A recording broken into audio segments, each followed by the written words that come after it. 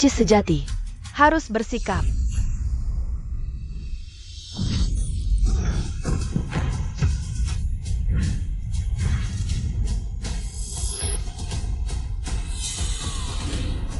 Beraninya kamu menamparku? Aku tidak perlu tahu apa itu wanita anggun ala Prancis. Aku cukup tahu tata krama dan rasa malu ala Tionghoa. Anak haram simpanan rendahan.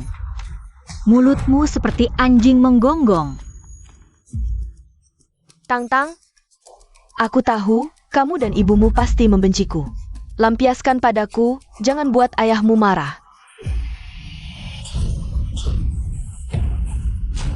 Gundiksan, putri sulung bicara, jangan ikut campur. Kamu berani menampar aku? Dia memanggilku Gundiksan? Song Yutang, apa yang kamu lakukan? Apa sih yang diajarkan ibumu padamu? Ini sudah zaman modern. Masih saja berpikiran feodal kolot. Zaman berubah, tapi tata krama tetap abadi. Sang Eva, sebagai penerima beasiswa, murid miskin, malah naik ranjang suami orang yang membiayainya. Bahkan secara tidak langsung membunuhnya. Benar-benar bejat moral. Ibu dan anak ini memang lemah. Tapi aku dulu ibu suri. Sekarang zaman memang sudah berubah, tidak mendukung poligami. Saat ayah menghamili Gundiksan dan melahirkan adik tiriku, kamu belum resmi bercerai dengan ibuku. Aku tahu sopan santun. Tak suka panggilan adik tiri dan gundik. Aku bisa ganti dengan sebutan pelakor dan anak haram. Kalau sopan, kamu harusnya tahu aku ayahmu. Perjodohan sudah diatur. Aku minta kamu tepati janji dan menikah ke keluarga Jiang. Kamu harus menurut. Aku tidak bilang menolak menikah. Hanya saja, sejak dulu, setiap perempuan menikah pasti butuh mas kawin. Ayah, kamu belum beri mas kawin. Menikah tanpa persiapan. Orang akan menertawakan keluarga Song yang tak tahu adat. Song Yutang, kamu benar-benar serakah. Wei Wei sudah jalankan kewajiban sebagai putri sulung selama bertahun-tahun. Atas dasar apa kamu rampas haknya? Kalau begitu, bagaimana kalau aku cari sembarang wanita di luar? Untuk gantikan kewajibanmu sebagai putra sulung mulai sekarang? Song Yutang, kamu sudah gila. Aku ini kakak kandungmu. Apa-apaan sebutan kakak tiri itu? Bukankah kamu selalu malu karena ibu tak punya kemampuan? Sampai-sampai menganggap Gundiksan sebagai ibu kandungmu? Cuma karena ayah tersilap nafsu, mengangkat pelayan rendahan. Wanita simpanan itu jadi istri sah. Kalau tidak, kamu bahkan tidak layak disebut putra dari selir. Sama seperti adik tirimu itu, lebih tepat disebut anak haram. Kamu? Ayah, rombongan segera tiba. Kalau ada bekas tamparan, aku atau keluarga Jiang yang malu? Kamu sadar? Kalau sadar, naik saja ke mobil dan menikahlah. Mau aku menurut?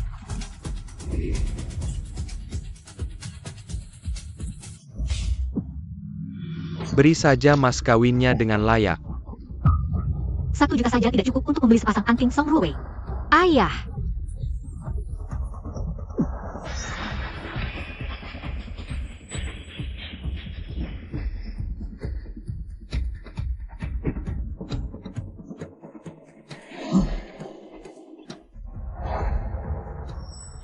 Aku ini putri sulung dari istri sah, Song Yutang.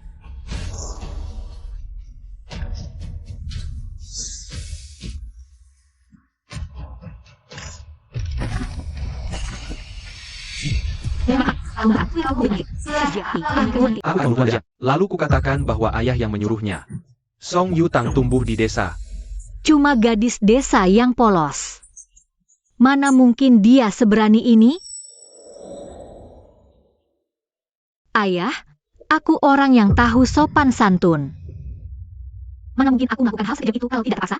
Jadi, tolong. Aku beri ayah 10 detik untuk berpikir. Ambil ini. Enaknya hidup dari zaman kuno. Aku tahu apa yang berharga. Meskipun ayah tidak paham tata krama. Aku tetap wanita anggun yang tahu sopan santun. Tak bisa kasih mas kawin mewah, tapi tak boleh kosong. Ini saja.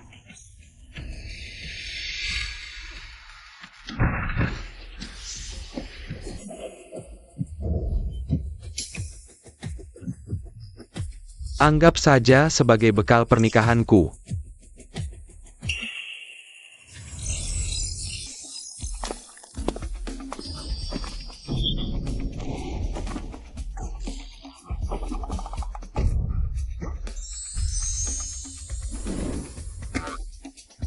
Enak sekali datang dari zaman kuno. Aku tahu apa itu. Barang yang benar-benar bagus. Meski ayah ini, si imut, tak tahu sopan santun. Tapi aku tetap seorang wanita yang berbudi pekerti. Tak bisa memberi mas kawin mewah, juga tak boleh tangan kosong. Semua ini, kujadikan sebagai mas kawinku. Kamu, Masih, ayah, sudah memberi mas kawin putrimu. Song Yutang, kamu. Terima kasih, kakak tiri, sudah memberi hadiah untuk adikmu. Kakak, kamu tidak bisa membuat ayah semarah ini. Ah, Kakak memaksa, aku putri sulung istri sah. Terpaksa menerimanya dengan baik. Kamu, Nona besar, silakan naik ke mobil pengantin. Putrimu, Song Yutang, hari ini menikah. Pamit pada ayah dan kedua saudara tiriku. Gundiksan, asalmu tak pantas masuk keluarga kami. Tapi karena ayah sudah gelap mata oleh nafsu, aku sebagai anaknya tidak bisa banyak bicara. Tapi kamu harus selalu ingat posisimu sendiri. kakak, kamu pikir setelah masuk ke keluarga Jiang, hidupmu akan bahagia? Menantu konglomerat terkaya? Tidak semudah itu. 10 tahun jadi putri mahkota, akhirnya duduk di tahta kekaisaran. Intrik istana takut-takut, apalagi rumah tangga. Tak mungkin jadi penguasa tertinggi. Uang dan kuasa tetap raja. Nikah ke keluarga kaya adalah satu-satunya kesempatan yang bisa kuraih. Adikku, urus saja dirimu sendiri. Lagi pula, putri dari selir. Pada akhirnya tidak akan pernah bisa naik ke permukaan. Bibi Chen, makan buah. Aku makan buah impor. Ini apa yang kamu beli? Barang murahan pinggir jalan. Kelihatannya segar, jadi aku beli. Nona Song sudah datang.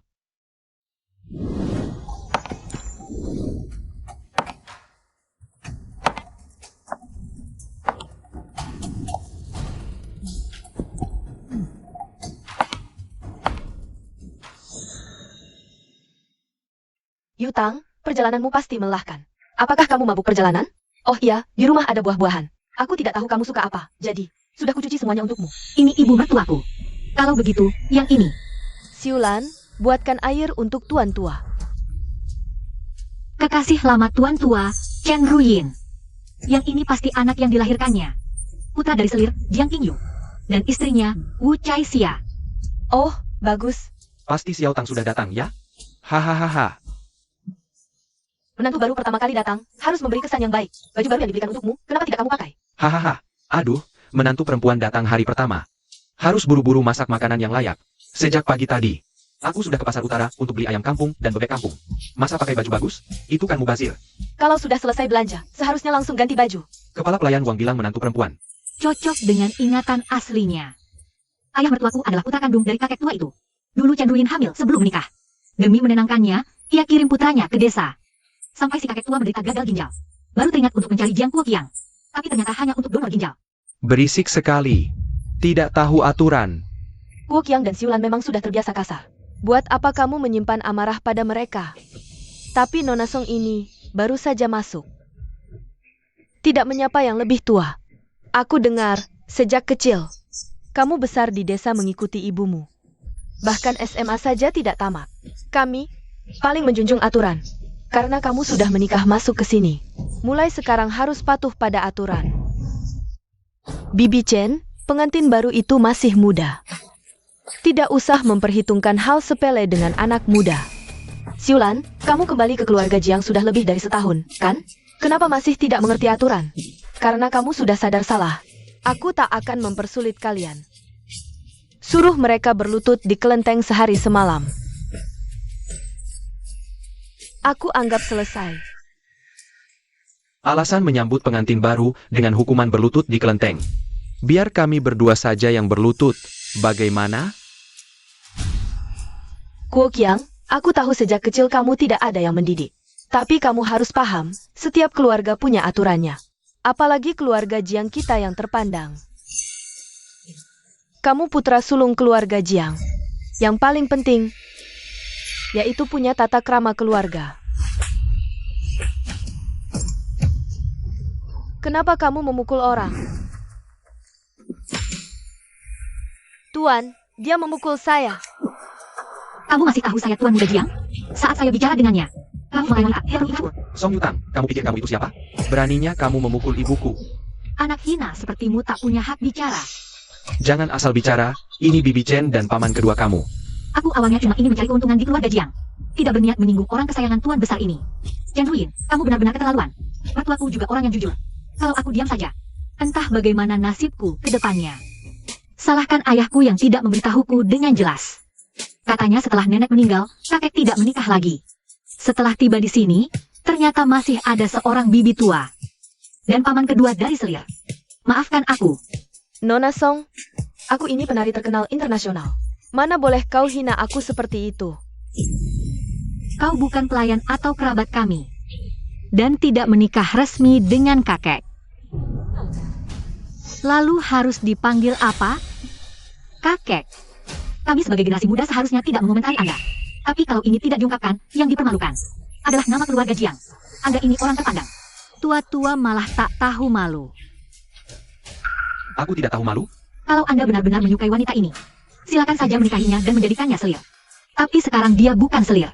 Anda ini seorang duda tua. Di depan aku. Bercanda mesra dengannya, itu seperti apa? Untung saja aku masih mengerti sopan santun. Meskipun tidak jelas statusnya, aku tetap memanggilnya dengan hormat bibi tua. Anak muda zaman sekarang yang ceplas-ceplos pasti memanggilmu simpanan tua tak tahu malu. Kamu? Bukankah ini mempermalukan keluarga kita? Kakak Kun sudah bekerja keras seumur hidupnya. Sekarang hanya masih ingat mantan, biarkan aku kesepian tak berdaya. Teman lama, tinggal di rumah beberapa hari. Ucapanmu yang penuh duri seperti ini, bukankah seperti menusuk langsung ke jantung kakak Kun? Aku sudah baca semua kitab dan tata krama. Tapi belum pernah mendengar ada teman wanita dari tuan manapun yang bisa datang ke rumahnya dan main perintah sana sini. Buku buka dengan suara lain berlutut lalu. Aturan ini istimewa, tak seperti orang Tionghoa. Sejak kapan kamu pindah ke warga negaraan Jepang? Ini hari bahagia. Kenapa malah ribut? Semua diamlah. Menantu baru tak perlu berlutut di aula leluhur. Tapi upacara menghormati dengan teh tetap harus dilakukan. Baiklah. Silakan kakek, ayah, dan ibu duduk di kursi utama. Aku? Minggir sebentar, Nyonya Chen dan Paman Selir. Kakak Kun, kalau menantumu tidak bisa menerimaku, aku akan bawa Kinyu dan keluarganya. Pindah saja. Aku pengantin baru hari pertama datang memberi hormat pada orang tua. Apa urusannya denganmu? Menurut logikamu, beli tiket berdiri malam ini, lari ke istana.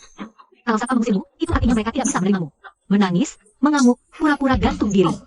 Dibalik nama ke atas namamu. Ruin, kamu dan Kinyu minggir dulu. Aku, ayo, pergilah.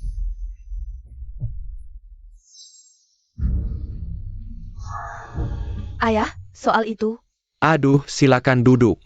Ayolah.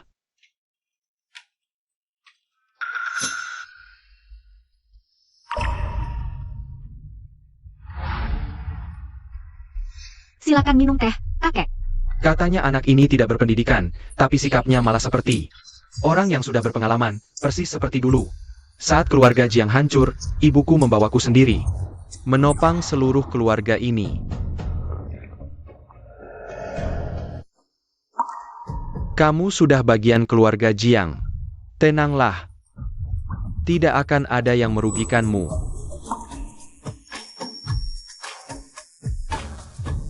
Terima kasih, kakek. Silakan minum teh, ayah. Aduh, anak baik. Enak, enak. Ini, terima. Terima kasih, ayah. Silakan minum teh, ibu. bagus. Ini kamar Emyuyan. Maaf untuk sementara kamu harus tinggal di sini.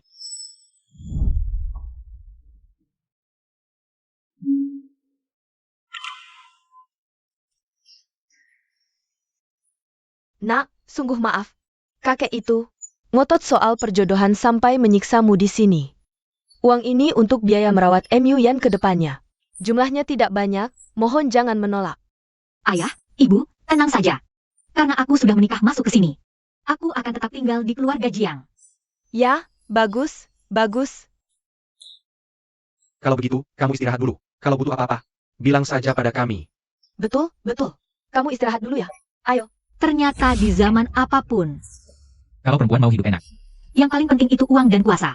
Sebaiknya aku cari cara buat menyaksikan seluruh keluarga Jiang Qingyu, lalu punya anak dan seluruh harta konglomerat terkaya ini jadi milikku.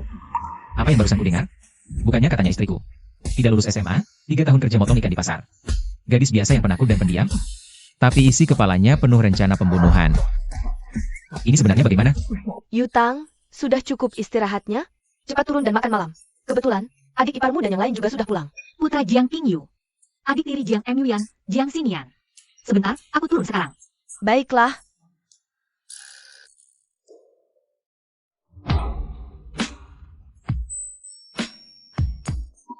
Akhirnya pergi juga.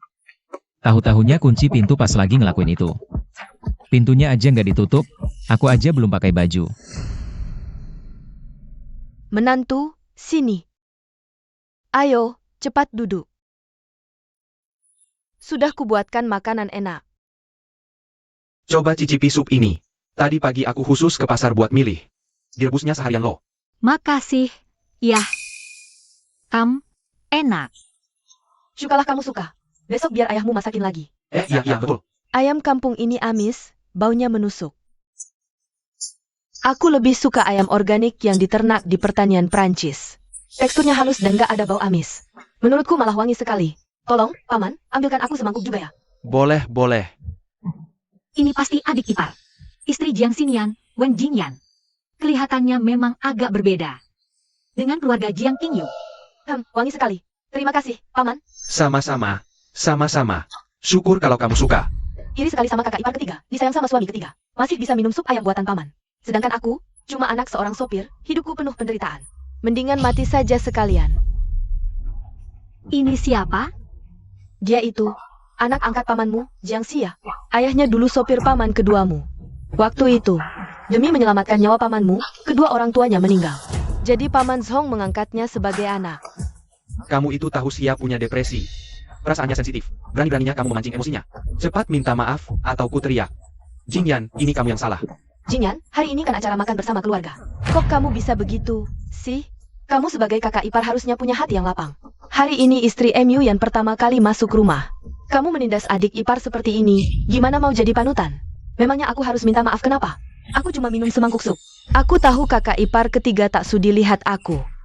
Orang rendahan sepertiku tak pantas di keluarga Jiang.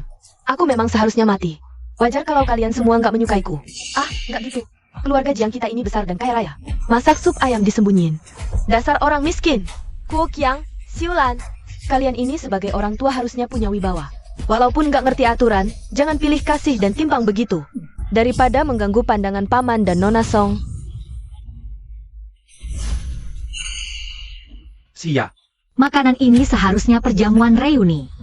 Untukku sebagai pengantin baru di hari pertama. Jiang Xia malah memimpin dan sengaja mempersulit.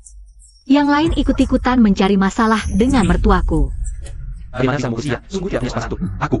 Kakak, sebenarnya kau tidak bisa menoleransi seorang anak angkat. Tak bisakah kau toleransi aku? Aku bawa ibu pergi saja. Satu keluarga bekerja sama dengan begitu kompak. Kejadian seperti ini pasti sudah sering dilakukan, sayangnya trik kecil seperti ini. Sudah sering kulihat di istana. Kakek bagaimana menurutmu? Xia anak ini juga kasihan. Sejak kecil sudah kehilangan orang tua di rumah kita. Hidup menumpang bertahun-tahun, pikirannya jadi agak sensitif. Masih bisa dimaklumi. Kalian berdua sebagai orang tua, lebih bersabarlah. Ini sindiran untukku. Ternyata kakek paham segalanya. Hanya pura-pura tidak tahu. Bertahun-tahun jadi anak angkat. Baik, aku mengerti.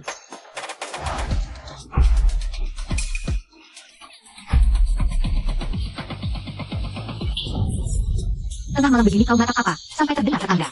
Nanti dikira kakek sudah meninggal.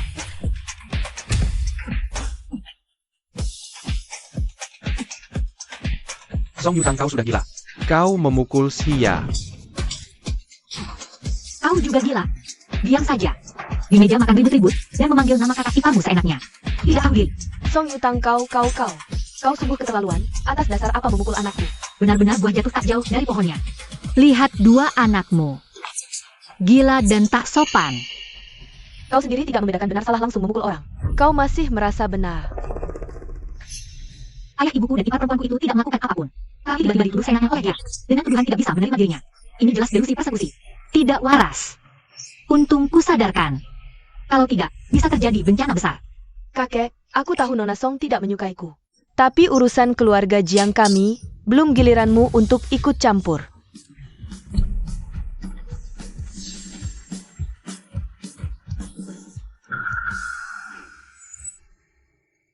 Kakek, lihatlah penyakitnya makin parah. Hari ini delusi, mengamuk, mau bunuh diri. Besok berani melakukan hal yang lebih gila lagi. Kami yang muda masih bisa lari cepat. Kakek sudah tua. Kaki sudah tidak gesit. Kalau suatu saat dia mengamuk, mengambil 2 golok dapur dan mencincang kakek sampai hancur. Itu terlalu mengerikan.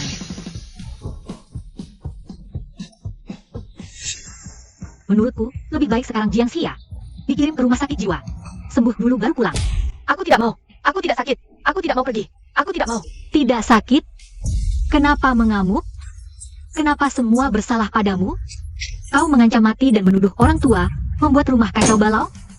Song Yutang, Bibi tua, ini urusan keluarga Jiang kami. Bukan urusanmu, dasar wanita munafik. sudah kubilang aku bukan gundik. Kau itu, kau wanita simpanan. Kenapa ikut? Aku anggap kau wanita simpanan, jadi kupanggil dengan hormat bibi tua. Tapi lebih baik kau tahu diri.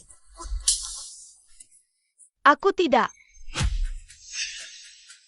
Menurutku, lebih baik Jiang Xia dikirim ke rumah sakit jiwa saja. Biaya pengobatan ditanggung keluarga Jiang. Setidaknya itu setimpal dengan budi baik orang tuanya yang pernah menyelamatkan nyawa. Dasar orang kampung, kau tidak paham jangan asal bicara. Xia itu depresi. Apa hubungannya dengan gangguan jiwa? Orang depresi kebanyakan menyakiti diri sendiri. Tapi dia yang merasa seluruh dunia bersalah padanya, itu namanya gangguan jiwa. Kau. Adik, pilih sendiri, mau makan dengan tenang sekarang. Atau aku telepon sekarang juga. Langsung kukirim ke rumah sakit jiwa? Ternyata pilih makan dengan tenang. Kalau begitu semuanya duduk dan makan yang benar. Kamu? Bibi tua, nyonya muda sedang menertibkan aturan. Diam. Aku? Pantas saja adik Xia tidak punya sopan santun. Ternyata semua diajarkan olehmu. Benar-benar satu keluarga. Pangkalnya bobrok, ujungnya ikut rusak. Kepala pelayan Wang. Singkirkan tempat duduk bibi tua ini. Suruh dia makan di gudang. Tuan, ini. Kakak Kun, ini semua salahku. Tanpa sengaja membuat anak itu marah. Sekarang, di keluarga Jiang sudah tidak ada tempat untukku. Aku pergi saja. Song Yutang, mataku belum tertutup. Sejak kapan rumah ini jadi kewenanganmu? Untung saja kau belum mati. Kalau tidak, dengan muka apa kau? Mau menghadap leluhur Jiang? Garis keturunan sah dan selir tak dibedakan. Yang tua muda tak tahu urutan. Setiap hari ribut terus. Kulihat kau benar-benar tidak bisa membedakan yang benar dan salah. Berani melawan aturan yang sudah semestinya. Ini kamu. Aku berani melawan aturan?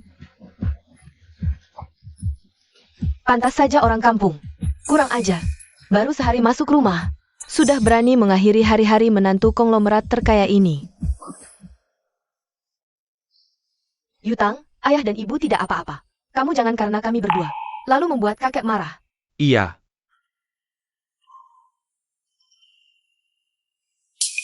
Orang tak takut miskin, tapi takut tak adil. Yang terpenting dalam mengatur rumah tangga adalah berlaku adil. Tapi kau malah pura-pura buta dan memihak. Lihat sudah jadi kacau begini, bisnis keluarga 100 tahun. Musuh dari luar tidak akan bisa menentukan dalam waktu singkat.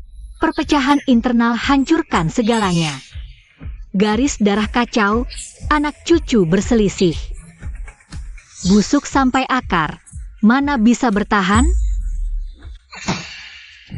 Kakek, Song Yutang berani bicara begini. Kalau Anda tidak segera memberinya pelajaran, dia tidak akan tahu siapa yang berkuasa di rumah ini. Benar, ayah. Xia masih anak-anak. Ibu hanya melindungi anaknya. Tapi Nona Song ini, kenapa harus membesar-besarkan masalah? Jangan-jangan, dia cuma mau mempermalukan Anda, kakek. Xiao ya tahu dirinya orang luar. Tidak pantas tinggal di keluarga Jiang. Lebih baik aku mati saja, daripada terus mengganggu pandangan paman dan Nona Song. Xia. Cukup. Tidak mau makan? Pergi sana. Keluarga Jiang bukan panggung sandiwara. Bukan tempatmu mengamuk dan berguling-guling. Duduk semua, makan.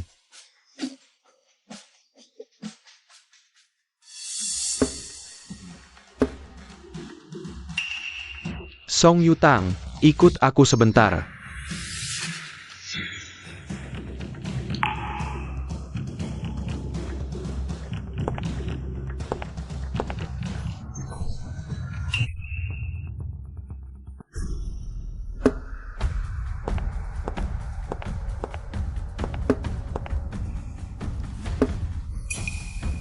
Nona Song, kamu benar-benar berani sekali hari ini. Aku ini wanita yang memegang teguh tata krama. Sebagai menantu sulung keluarga Jiang. Aku ini calon nyonya besar rumah tangga. Menjalankan tugasku sendiri. Sudah sepantasnya. Ternyata pola pikirmu masih sangat tradisional. Bukan tradisi, tapi pengalaman berdarah leluhur. Sejak ribuan tahun lalu, dari zaman ke zaman. Akhirnya disimpulkan konsep nyonya besar rumah tangga ini. Pelajaran darah. Aku menikah tanpa apa-apa. Tidak ada yang perlu kutakutkan. Tapi kakek, Anda berani pertaruhkan segalanya?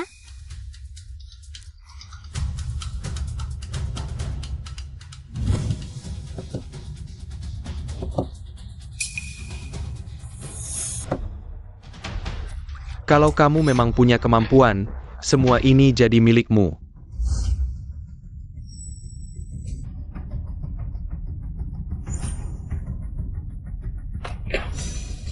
Kalau begitu, tolong kakek simpan dulu baik-baik untukku. Baik.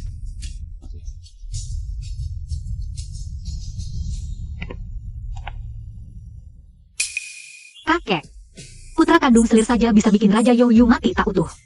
Apalagi anak angkat tanpa hubungan darah? Di aula leluhur hanya disembahyangi orang tua kandung. Mana pernah ada posisi untuk ayah angkat? Song Yutang, seberapapun banyak akalmu.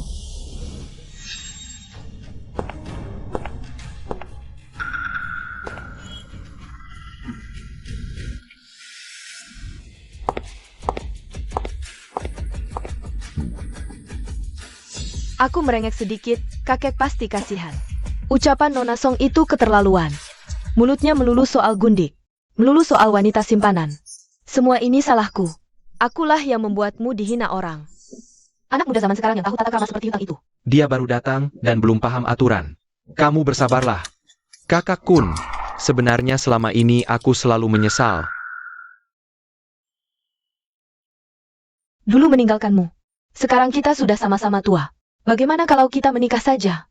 Sekalian mewujudkan penyesalan masa muda kita. Aduh, Ruin. Sekarang begini saja sudah baik. Kamu ini, apa kamu merasa jijik padaku? Kita sudah tua, jangan bikin ribut lagi. Hidup tenang mendampingi beberapa tahun saja sudah cukup. Penyesalan masa muda. Aku paham. Aku yang bermimpi kosong. Di usia segini. Masih dibilang pelakor, lebih baik mati. Coba cicipi sup ini. Sejak pagi aku pergi ke pasar memilihnya.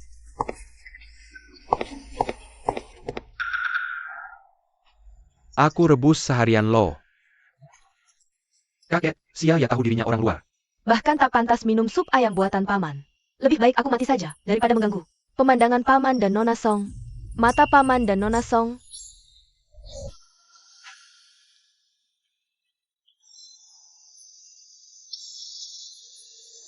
Dia satu-satunya selain aku yang melindungi ayah. Bahkan berani melawan Jiang Dingkun. Menantu baruku ini benar-benar semakin menarik. Kenapa pintunya tidak ditutup?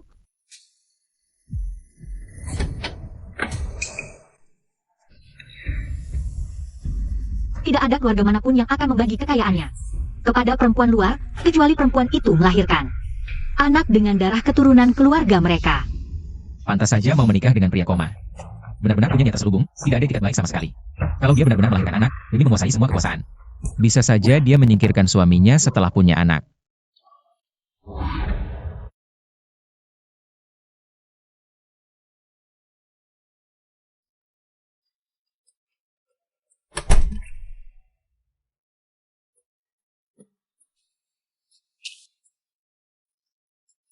Hari ini kamu diam saja.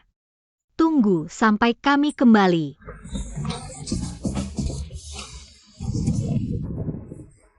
Halo?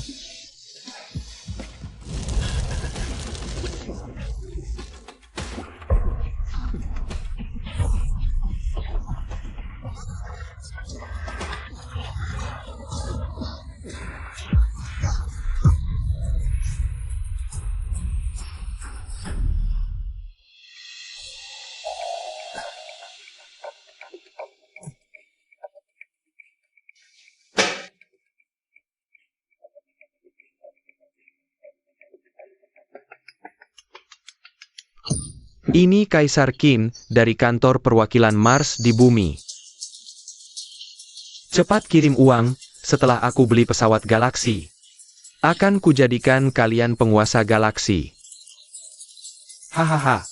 Zhao Chuan, ini aku. Aku sudah sadar. Oh, kamu itu anakku yang terpisah bertahun-tahun? Ding dong. Aku sudah merekam videomu menari. Tersimpan terpisah di... Kalau terjadi sesuatu padaku, video itu akan otomatis terkirim ke... Kenapa kamu bisa sadar? Omong kosong. Kenapa kamu jadi gila?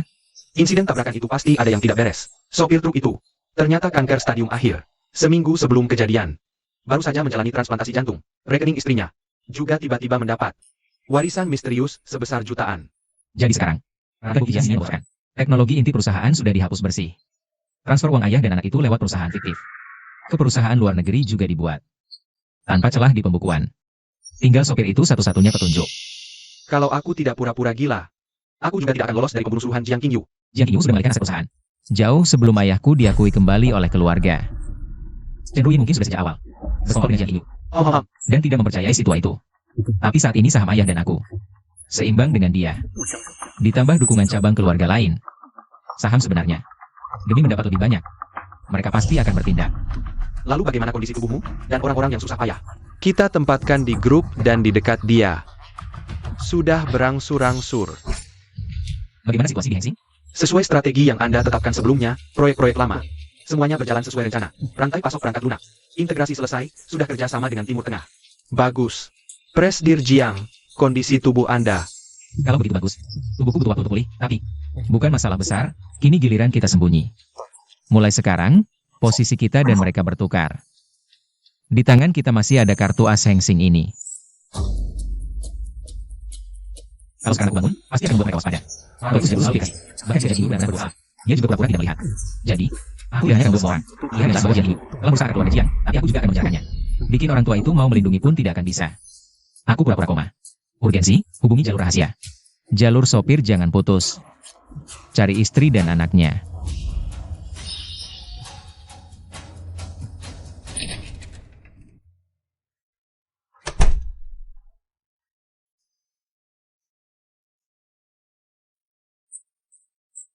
Istri baruku yang begitu aneh ini, sebenarnya seperti apa wajahnya?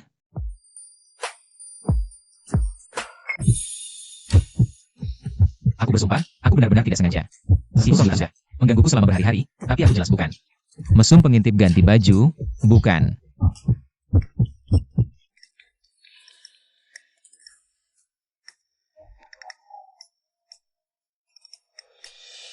Kenapa wajah ini merah sekali? Ternyata memang ada efeknya. Kalau begitu bagus, besok lanjut lagi. Zaman ini semuanya bagus, kecuali hukum waris ini.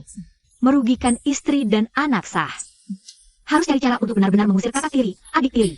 Dan juga Gundik-san si anak haram itu dari permainan ini. Setidaknya dia ini orang yang pernah sekolah SMA. Kenapa pemikirannya begitu aneh? Istri baruku ini. Sebenarnya siapa?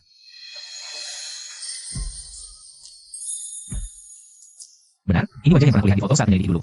Wajah yang ada di foto itu. Dialah Song Yutang. Tapi terasa sangat berbeda. Dia bukan gadis biasa. Juga bukan wanita matre. Dia justru terkesan anggun dan berkelas. Meskipun Song Yutang secantik bidadari, tetap tidak mengubah isi kepalanya yang hanya ingin hamil lalu ditinggal. Tak akan kubiarkan. Meminta si tua Song Jianye membuat surat wasiat? Jelas mustahil. Dari segi hukum, aku tak bisa berbuat banyak. Yang terpenting sekarang, mengaruh Jianye dengan kekuasaan, pengaruh, dan kedudukan. Mengendalikan keluarga Song akan jauh lebih mudah. Kenapa jadi begini? Sudahlah, dia sudah dinikahi. Masa mau dibuang begitu saja? Lagi pula sains pun tidak bisa membuatku sadar dari koma. Tapi justru dia yang bisa. Mungkin memang begitulah rencana Tuhan. Istri sendiri ya harus ditanggung sendiri.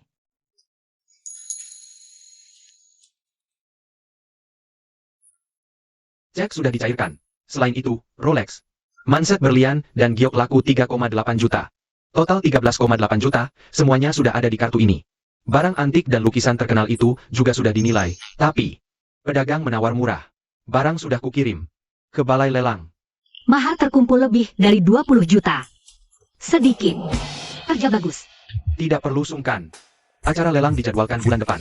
Kalau Anda berminat, Anda bisa datang langsung untuk lihatnya. Acara lelang? Benar. Keluarga terpandang pasti hadir. Ini kesempatan bagus untuk unjuk diri. Siapkan semuanya. Aku akan hadir tepat waktu. Baik. Yutang, katanya mau beli sayur. Kenapa malah mengajak ibu ke mall? Ibu, sudah saatnya ibu beli baju baru. Ibu tidak butuh. Baju yang ibu pakai masih cukup. Lihat saja, baju di mall ini mahal sekali. Ayo. Tidak usah, bajunya terlalu mewah, aku tidak nyaman memakainya. Dia tak merasa aman di keluarga Jiang. Sedikit uang pun dia tidak berani simpan, apalagi beli baju. Yang agak mahal, kalau dipakai pasti jadi bahan ejekan orang-orang di rumah. Ibu, ingatlah, sekarang ibu adalah nyonya besar Jiang sejati, dulu dan kini. Ibu harus pelan-pelan belajar duduk di posisi ini. Kalau Ouyang bangun nanti, ibu juga bisa merawatnya lebih baik.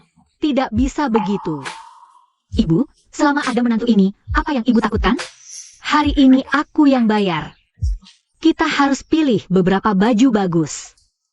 Ayo. Bos, orang yang ditempatkan di sisi tuan tua baru saja kirim kabar. Nyonya tua, nona besar, dan nyonya sedang berada di mall. Sepertinya ada masalah. Kepala pelayan sudah membawa orang ke sana. Apakah Anda ingin? Karena kepala pelayan Wang sudah ke sana, tunggu dulu. Oh ya? Kirimkan alamat IP mal itu padaku.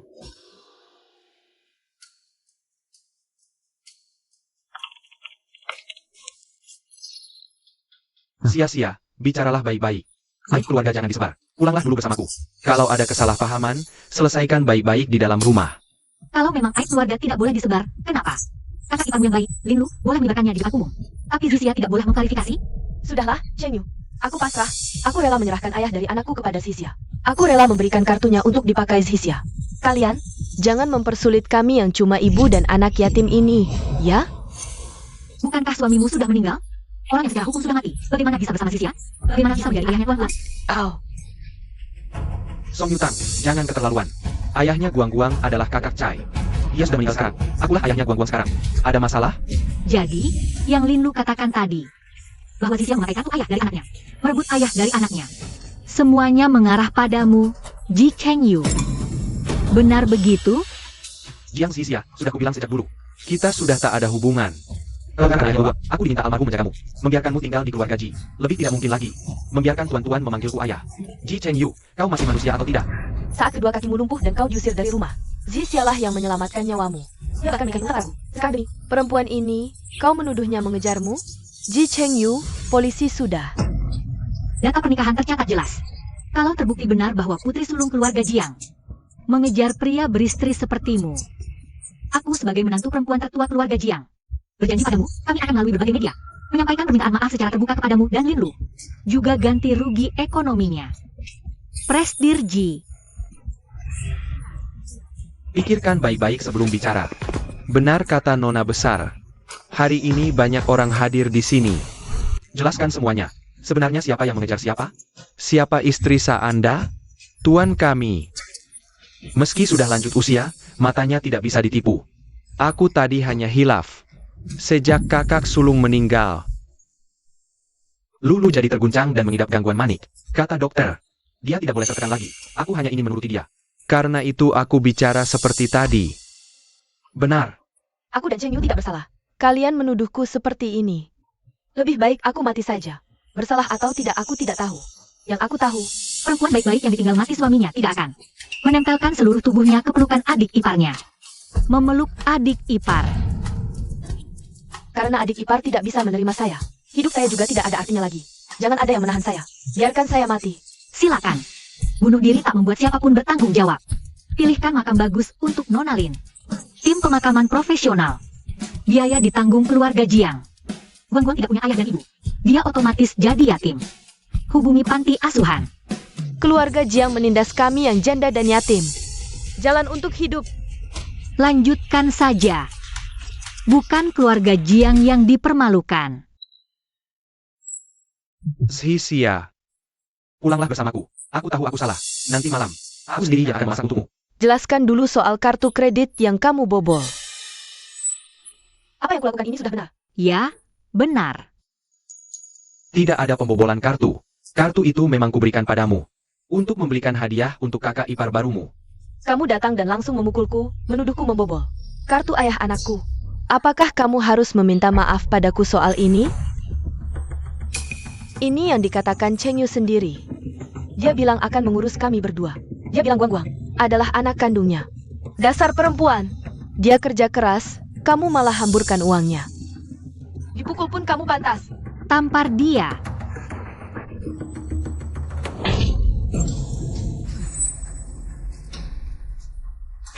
Memang kamu yang kutampar. Akulah istri sah Ji Cheng Yu. Atas dasar apa kamu memegang kartunya? Atas dasar apa kamu menguasai keuangan keluarga? Atas dasar apa seluruh tubuhmu penuh emas dan permata? Bahkan membeli sekantong makanan anjing saja sampai ribuan. Tapi biaya hidup kami berdua sebulan cuma 100. Karena aku nyonya muda keluarga Ji. Aku nyonya rumah ini. Uang kalian semua seharusnya kuatur. Kalau begitu kita bertemu di pengadilan, biarkan hukum yang menilai. Cheng Yu, lihat perempuan ini. Sudah kubilang, perempuan dari keluarga miskin seperti ini menikahimu hanya demi uang. Diberi 100 sebulan saja biaya hidup tidak cukup. Dia malah mau ke pengadilan. Cheng Yu. Oh, jadi menurutmu keluarga Jiang kami ini keluarga miskin? Putri keluarga Jiang setiap bulannya Cuma pantas dapat uang saku 100? mana aku yang kuberikan padamu? Keluarkan sekarang. Cheng Yu, aku ini wanita lemah. Beratnya kuhidupi anak sendirian. Mau merawat kami, sekarang kau mau ingkar janji. Kau mau membuat aku dan anakku mati, begitu? Ayah, Guang tidak akan minta mainan lagi. Dan tidak usah masuk TK. Setiap hari makan sedikit saja. Ayah, jangan tinggalkan kami. Sia, bagaimana kalau beri mereka sedikit uang untuk makan saja? Tapi kau tenang saja, kartu tambahan ada di tanganmu. Kau boleh pakai sesukamu. Kau bilang kau salah? Kalau mau berubah, tunjukkan. Jangan banyak omong kosong. Keluarkan kartunya. Kalau tidak, jangan harap. Kau bisa bawa uang sepeser pun.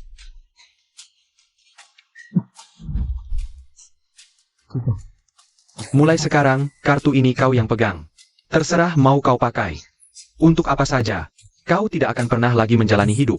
Dengan uang bulanan konyol seperti itu.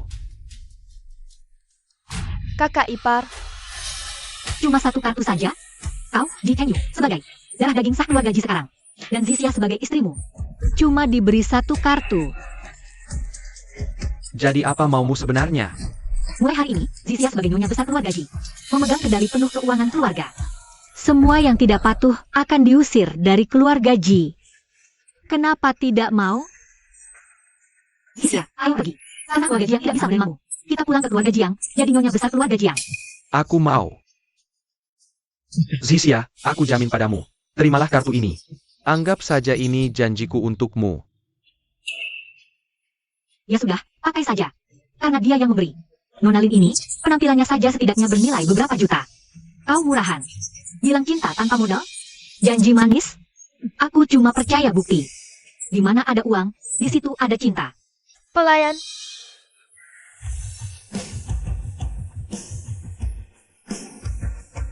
Baju yang lebih mahal dari yang dia pakai, tas, dan perhiasan. Aku mau semua. Pakaian anak, 10 potong. Aku mau semua yang paling mahal. Ayo.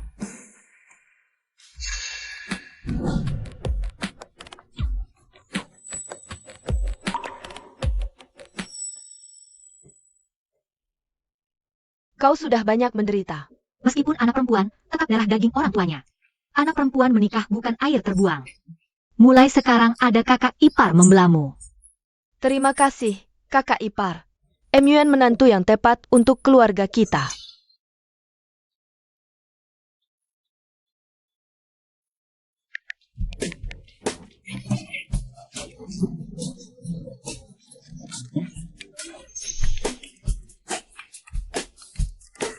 Aku ingin memberi hadiah untuk istriku. Apakah kau punya saran? 2 hari lagi. Di daftar tamu ada nama istriku. Lihat saja yang disukai istriku, belikan. Boleh juga. Ambil 100 juta dari rekeningku. Kalau ada yang dia suka, pasti harus dibelikan untuknya. Bos, kalian bahkan belum pernah bertemu. 100 juta memang agak kurang. Kalau begitu 300 juta. 300 juta? Masih ada masalah? Bos, untuk hadiah buat perempuan seperti ini. Diukur pakai uang saja tidak cukup. Ketulusan. Ketulusan itu juga penting. Boleh juga. Bukankah kemarin kamu masih bilang, Mau terus berang serius? Jangan-jangan bos ini, yang dikenal tegas tanpa ampun.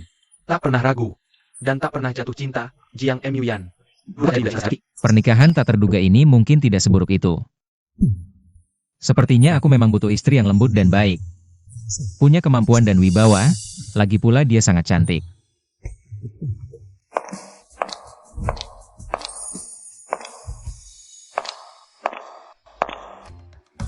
Yutang, aduh.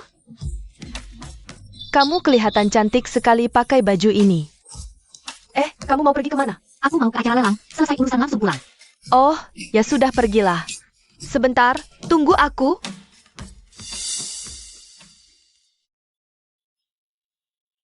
Kakak.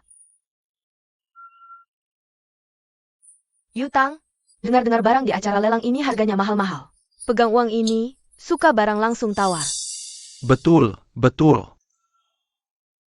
Sayang, di istana ibu tak bisa menjagamu. Ibu cuma punya uang perak ini, bawalah. Hati-hati dalam segala hal, paham? Ya, Putri akan selalu ingat. Ibu, Putri pasti akan menjadi orang sukses.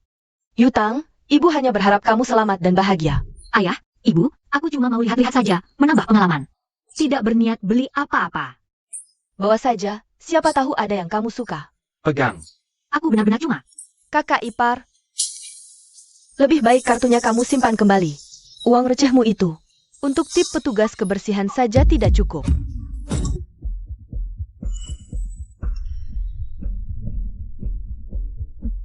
Chai Xia, jangan bicara begitu. Kuo Qiang, Siulan. Ucapan tadi, jangan dimasukkan ke hati. Soalnya acara lelang ini bukan sembarang tempat. Tidak semua orang bisa masuk.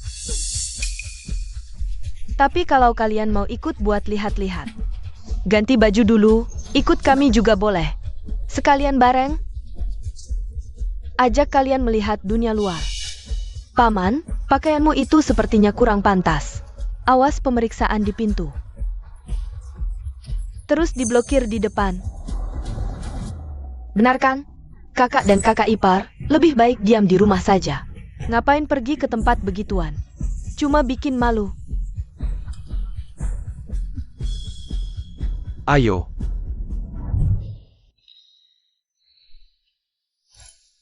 Kalian juga mau ke acara lelang? Daripada bosan di rumah, kami lihat-lihat saja. Beli 1-2 barang yang disukai.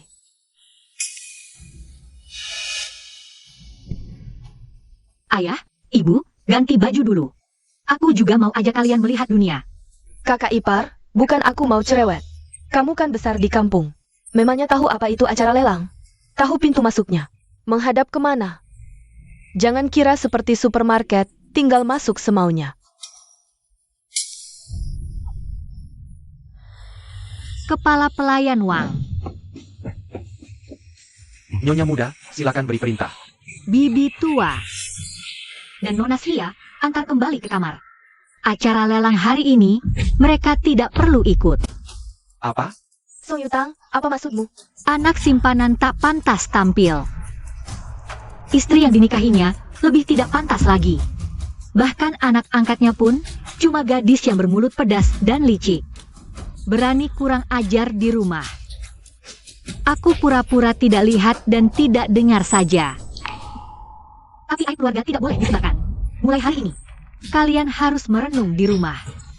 Di acara penting manapun. Song Yutang, siapa kamu berani-beraninya? Yutang, kamu bicara apa? Kami juga bagian dari keluarga Jiang. Kenapa kami tidak boleh hadir di acara resmi? Lagian, kami pergi ke lelang itu sudah disetujui oleh Tuan Besar. Disuruh cari angin, bukan disuruh bikin malu. Kenapa? Nyonya muda mau disuruh berlutut di aula leluhur lagi? Song Yutang, siapa kamu berani bicara? Begitu padaku? Walau Tuan Besar menyukaimu. Jangan mentang-mentang. Aku istri sah cucu sulung, Nyonya Besar. Seret mereka.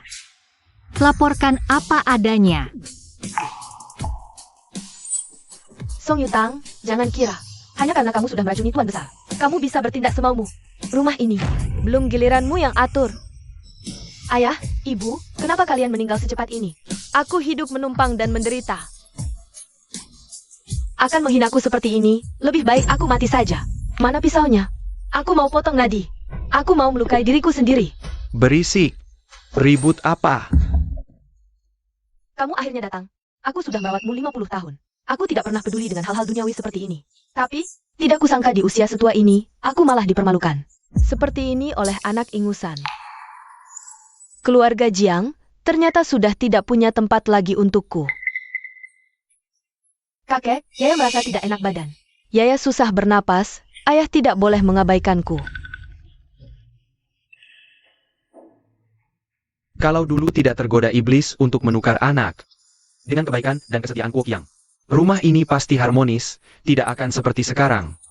Kacau balau dan tidak pernah tenang. Kakak Kun, apa kamu merasa tidak enak badan? Cepat pulanglah, aku batal ke lelang. Aku akan ke dapur menyiapkan sup herbal untukmu. Dokter bilang aku tidak boleh sembarangan minum sup herbal. Kuok Yang dan Siulan. Meski tidak pernah bertanya apa yang ingin kumakan atau kusukai. Tapi mereka selalu menyajikannya. Bukan anak kandung. Memang tidak pernah sejalan dengan pikiranku.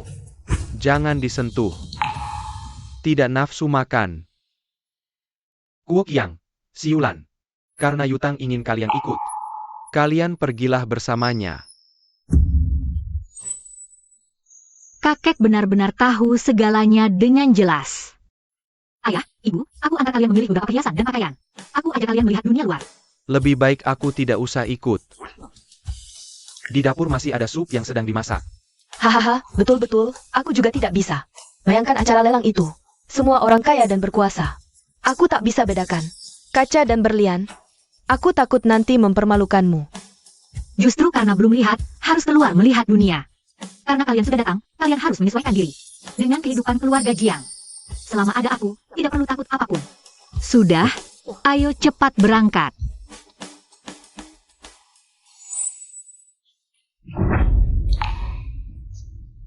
Jangan ganggu aku. Kepala pelayan, jaga pintu gerbang baik-baik. Ya, Kakak Kun, kakek, Ruowei, hari ini di acara lelang. ada barang yang menarik? Mau apa, kakak belikan? Kak, itu pasti harganya mahal banget.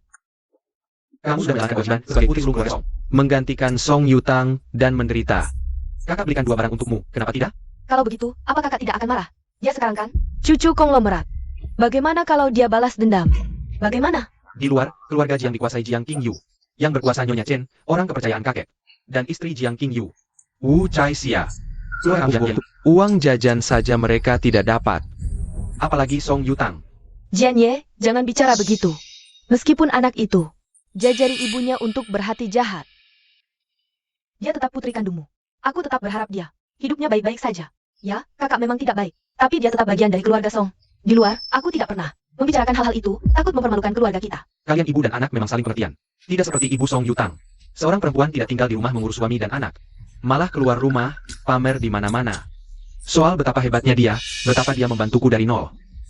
Anak durhaka itu juga mengikuti ibunya, sama sekali tidak. Menaruh aku, ayah kandungnya, di matanya. Sudahlah. Buat apa membahas mereka berdua? Kita ini satu keluarga. Betul, betul, kita satu keluarga.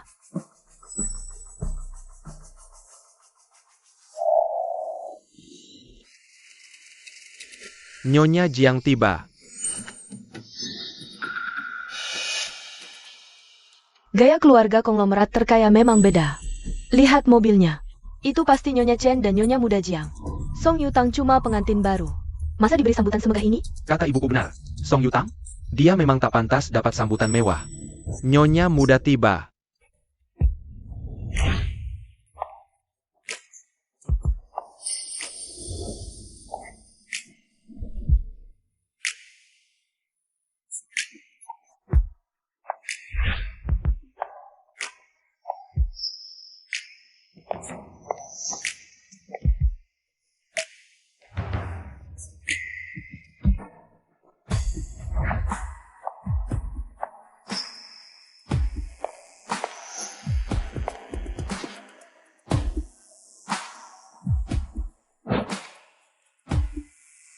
Sok banget. Cuma nikahin pria koma, udah merasa jadi orang penting. Kak, jangan ngomong gitu. Dia besar di kampung, sengsara. Katanya dengan 5 yuan, bujangan tua pun bisa sentuh dia. Sekarang demi uang, wajar saja dia mau nikah dengan pria koma. Dia itu sebenarnya siapa? Jangan asal bicara, Yutang. Pernikahan putraku sudah diatur kedua nenek keluarga. Waktu putraku masih sehat, kalian dari keluarga Song yang mendekat mau menikahkan Song Luwei, anak haram kalian. Dengannya, begitu putraku jatuh sakit, kalian langsung berubah muka. Senaknya bilang ini perjodohan Yutang dan memaksanya menikah. Sekarang Yutang sudah menikah. Kalian malah bergiliran menjelek-jelekannya. Tega sekali hati kalian. Tidak takut disambar petir di jalan. Tunggu, Jiang Mu Yan ini sudah jadi manusia koma dan kalian masih membelanya? Jangan-jangan bapaknya mau ambil hak anaknya, biar dia hamil anak yang bahkan ayahnya saja tidak jelas? Kau! Dasar anak haram hasil kumpul kebo tanpa ikatan nikah. Otaknya cuma penuh omongan kotor. Kamu gila. Kita ini satu ayah satu ibu. Di hati dan matamu, bukankah kamu cuma mengakui pelayan rendahan jadi ibumu? Anak haram dia? Berani-beraninya mendekat ibu? Kamu pikir kamu siapa? Baru nikah dengan konglomerat. Langsung merasa jadi nyonya muda yang mulia dan terhormat? Ku beritahu ya, orang sepertimu ini cepat atau lambat pasti diusir dari keluarga konglomerat itu. Seret dia keluar. Hajar mulutnya sampai remuk. Apa yang kamu lakukan? Kakak, tega sekali. Meski kamu sudah menjadi nyonya muda Jiang dan tidak mau mengakui kami sebagai saudara kandungmu, kamu tidak boleh main hakim sendiri di depan umum. Tutup mulutnya dan seret keluar. Song Yutang. Dasar anak durhaka. Maaf, kalian menyaksikan hal memalukan. Keduanya ini adalah kakak tiri dan adik tiriku dari Selia. Ibu mereka, Gundiksan, hanyalah seorang pelayan rendahan yang tidak tahu malu. Jadi anak yang dilahirkannya tentu saja tidak punya tata krama. Keluarga Jiang adalah keluarga baik. Mereka mempertanyakan nama baik Jiang. Besok pasti berani mereka semua. Karena itu aku, sebagai putri sulung, harus mengajari aturan agar tidak mengganggu kalian. Maaf bila ada sikap. Aku mohon maaf yang sebesar-besarnya. Keluarga Jiang berwibawa dan berbudaya. Garis keturunan sah yang memegang kendali. Anak keturunan selir yang sembarangan bicara dan mengadu domba. Pantas dihajar. Dia menantu Jiang. Lihatlah wibawanya. Kalian terlalu memuji. Aku masih muda, dan ini pertama kalinya tampil di acara seperti ini. Jika kedepannya ada hal-hal yang kurang pantas, mohon bimbingan kalian semua. Direstui Tuan Besar. Sikapnya tegas, serta bijak dalam menilai benar salah, inilah baru wibawa seorang nyonya besar rumah tangga. Yutang, ayah tahu selama ini kamu masih sakit hati karena ayah menceraikan ibumu. Tapi ayah dan bibisan itu menikah secara sah. Soal anak haram dan keturunan selir itu, enak didengar orang lain. Kamu tidak seharusnya membuat keributan di depan umum seperti ini. Mendengar ucapan ayah, jadi aku yang dituduh membuat onar? Anak-anak dari selir di keluarga ini tidak punya tata krama. Berkata kotor di depan umum. Aku saja tersinggung. Ya sudahlah, tidak masalah. Tapi semua tamu yang hadir di sini, orang terhormat. Kalau ada salah paham, juga mempertanyakan mereka seperti ini. Yang jatuh ke tapak abad keluarga Song kita. Aku sebagai putri sulung dari istri sah, mengajari mereka tata krama. Bukankah itu hal yang sudah seharusnya? Song Yutang hadir, mewakili keluarga Jiang. Tuan tua Jiang pasti merestuinya sebagai menantu. Apalagi sekarang begitu banyak keluarga terpandang yang mengakuinya. Kalian berdua, sini.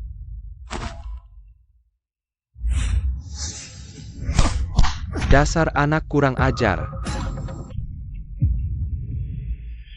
Selama ini aku sibuk mengurus bisnis, jadi jarang mendidik kalian.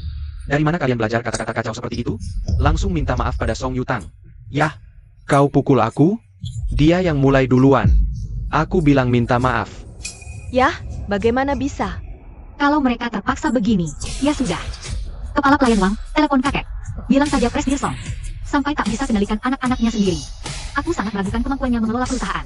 Kerjasama dengan keluarga Song perlu dipertimbangkan. Anak durhaka, berlutut. ku buat kau berhenti bicara sembarangan. Kau juga berlutut dan minta maaf. Aku tidak mau. Ayah, aku tahu ayah menyayangiku, dan aku tahu ayah tak ada masalah dengan keluarga Jiang, tapi mereka ini sepertinya sangat bermasalah dengan mertuaku. Sampai tega mencoreng nama baik mereka. Kurasa kita tidak perlu berhubungan lagi lain kali. Nanti kutanyakan ke pengacara. Bagaimana sebaiknya menangani hal ini? Berlutut. Anda gagal didik anak, harusnya minta maaf juga. Meskipun aku ini orang yang lebih tua darimu, tapi kalau kamu ngotot, memakai statusmu untuk menekanku. Aku sudah tidak seberapa lagi. Ayah, ucapan Gundik itu menyindirku. Lebih baik Ayah dan Gundik jangan sering dekat denganku saja. Sebagai orang yang tidak menghormati orang tua. Kamu. Suruh kamu minta maaf ya minta maaf saja. Tidak usah banyak omong. Nyonya muda, aku gagal mendidik anakku. Maafkan aku. Maafkan aku. Kamu itu sebenarnya siapa? Apa hakmu memaksaku? Lutut dan minta maaf padamu. Ayah, lihat ini. Minta maaf. Membantah, ATM ku bekukan. Maaf. Lebih keras. Maaf. Lebih keras lagi. Maaf. Aduh, kakak tiri. Apa-apaan ini? Aku Putri Sulung, tak mau perpanjang urusan. Yang seharusnya kamu mintai maaf itu bukan aku, tapi mertuaku. Kenapa harus? Maaf, Paman Jiang. Maaf, Bibi Jiang. Dan kamu, minta maaf. Dia tak sebarkan fitnah, tak perlu minta maaf. Siapa yang menyebarkan fitnah, dialah yang harus minta maaf. Yang lain tidak perlu. Langsung dengan begitu ayah. Ternyata keluarga kumpulan. Orang-orang yang dipaksakan ini, persis seperti dugaanku. Cuma beberapa orang yang sanggara. Song Jian itu mata duitan. Song Mingze juga bukan. Para aduh Sang Heva. Ibu dan anak Sang Heva ini. Memang sejak awal bukan orang baik. Aku cuma pakai sedikit trik. Timbul perpecahan. Lalu ku buat api ini. Berkobar besar sampai makan korban. Nanti, semua keuntungan diasingkan mereka. Yutang. Besan. Mari kita masuk dulu. Iya, ya. Ayo masuk. Ayah itu paling sayang padaku. Nanti harus ikut langkan barang bagus untukku ya. Aduh, iya. Selama kamu suka, apapun akan ayah beli untukmu. Kah? Masih bengong saja? Ayo masuk. Song Yutang, jangan coba-coba cari cara untuk balas dendam padaku. Kakak, kenapa bicara begitu?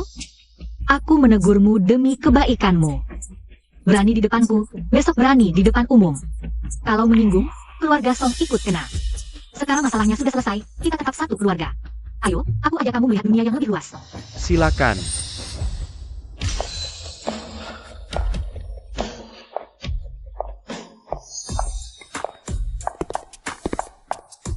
Kalau tidak salah, Anda adalah nyonya muda keluarga Jiang. Kehadiran nyonya muda sungguh membuat acara lelang hari ini. Terasa sangat istimewa. Ini ayahku. Ini kakakku. Keluarga kami bergerak di bisnis jaringan hotel. Kalau ada kesempatan nanti, mohon bimbingannya. Presdir Song, Tuan Muda Song, senang sekali bertemu. Silakan masuk. Ayah, kenapa masih diam saja? Ikut aku ke ruang VIP. Baik. Jadi ada ruang VIP? Yang di VIP itu siapa? Kamu cuma Gundik. Anak selir berani nimbrung? Kalau ketahuan, orang akan mengira keluarga Song sengaja mempermalukan diri.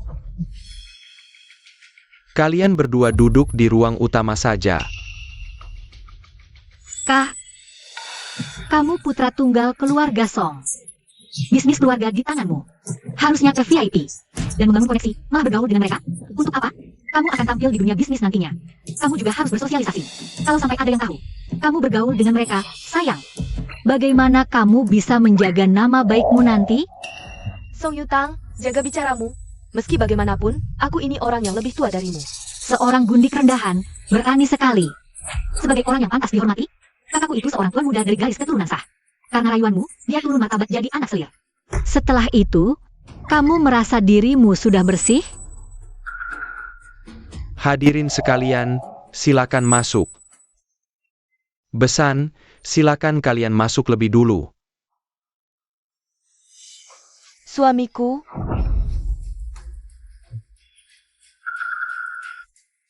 Maaf, sesuai peraturan acara lelang ini.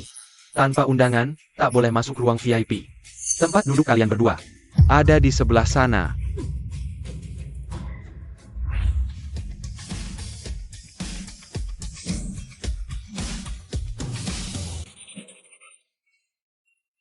Kerja bagus. Selama ada kamu di perusahaan, aku merasa tenang. Cepat kembali. Acara sosialisasi bisa ditangani, urusan teknis. Aku benar-benar tidak sanggup. Aku ini cuma orang yang koma. Terus, sampai kapan kau mau terus koma? Sepertinya sudah dekat. Zhao Chuan sudah mulai menyelidiki. Terus istriku. Kali ini, bos besarku. Cukup menderita karena cuci otak dari Song Yutang. Sekarang, dia sudah mulai curiga dan menjaga jarak dengan keluarga mereka. Selama kita bisa memegang bukti. Ditambah cuci otak dari Song Yutang. Menjatuhkan mereka dari posisinya tinggal menunggu waktu. Kalau begitu, adik ipar cantik ini benar-benar bisa membantu ya? Istri yang selalu mendukung suami. Pendamping yang hebat. Ipar ya tetap ipar, tidak ada yang namanya adik ipar kecil. Tapi adik ipar itu 5 tahun lebih muda dari kita. Makanya pantas saja dipanggil adik ipar kecil. Song Yutang adalah istri yang kunikahi secara sah. Kalau kau masih menganggapku saudara, maka dia adalah iparmu. Tidak ada istilah adik ipar kecil atau semacamnya. Aku bukan anak orang kaya yang suka foya-foya, dan dia juga bukan perempuan simpanan yang kupelihara. Sobat, kali ini kau serius? Iya, dia baik. Kalau begitu, kau harus jaga baik-baik. Ipar seperti itu. Cantik dan cerdas, pasti banyak yang mengincar. Istriku memang cantik, aku sendiri sudah tahu itu. CK, bucin. Diam kau. Acara lelang akan segera dimulai.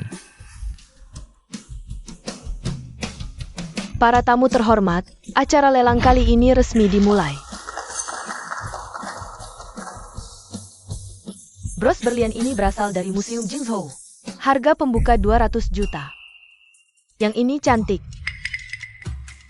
210 juta. Masih ada yang mau menawar?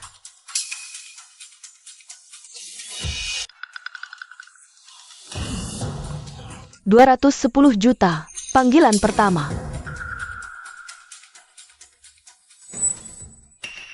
Ayah, aku sudah dengar dari kakek. Waktu itu ayah menyuruhku menikah. Demi membawa keberuntungan untuk Yuan, keluarga dia memberikan mahar 30 juta, salah satu proyek besar untuk keluarga kita. Kalau uang yang ayah hasilkan tidak diberikan untukku. Soal kerja sama itu. 210 juta, panggilan kedua. Nak, ayah telepon dulu kakekmu ya. Ayah pernah donor ginjal untuknya, dia pasti menurut. Hei, kamu ini memang tidak sabaran. Apapun yang kamu mau. Kapan ayah tidak menuruti? HM? Ayah memang paling sayang aku. Kalau begitu, silakan. 210 juta, panggilan ketiga. 300 juta. Ayah memang paling sayang aku. Kalau begitu, silakan. Ambil barang itu. Kakak ipar saja tidak suka. Buat apa kakak menawarnya? Kakak iparmu mau menjebak dan menghancurkan keluarga Song. Aku bantu ayahnya menaikkan harga. Baiklah, 300 juta. Gila, 200 juta sudah mentok. Taruh, kamu tahu sendiri sifat ayahmu. Pasti dimarahi habis-habisan. Lagi pula aku tidak punya uang sebanyak itu untuk menutupi. 350 juta. Ayah, Tunggu saja sampai 400 juta. Baru ku bilang ke Song Yutang itu tidak sepadan. Lebih baik lihat barang berikutnya saja. 350 juta, satu kali. 350 juta, dua kali. Masih ada yang mau menawar? 350 juta, tiga kali.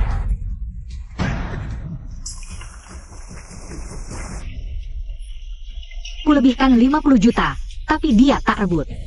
Jangan-jangan dia sengaja membantuku?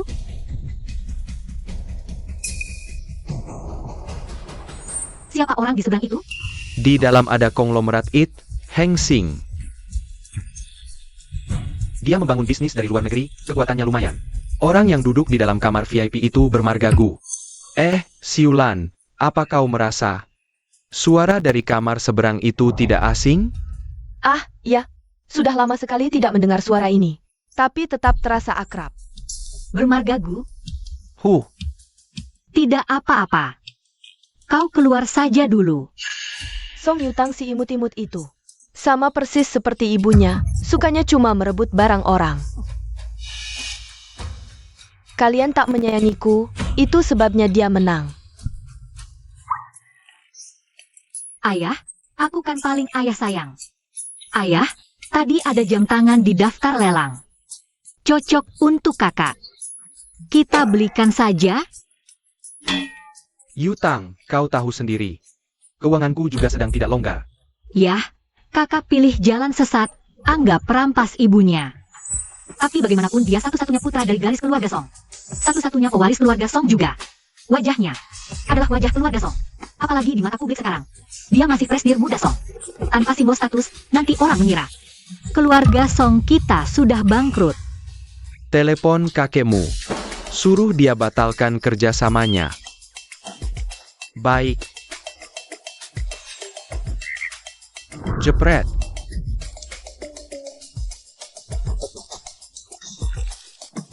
Hadirin sekalian, selanjutnya kita akan melihat sebuah koleksi penting dalam lelang kali ini.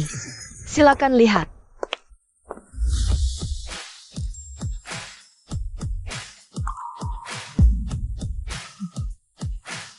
Harga pembuka.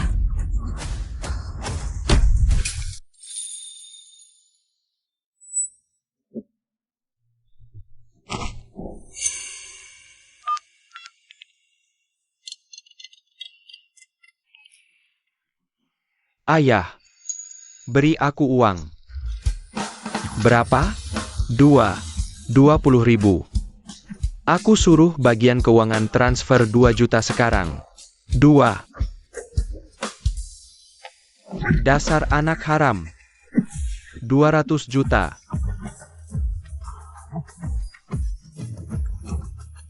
Dana diterima 20 juta.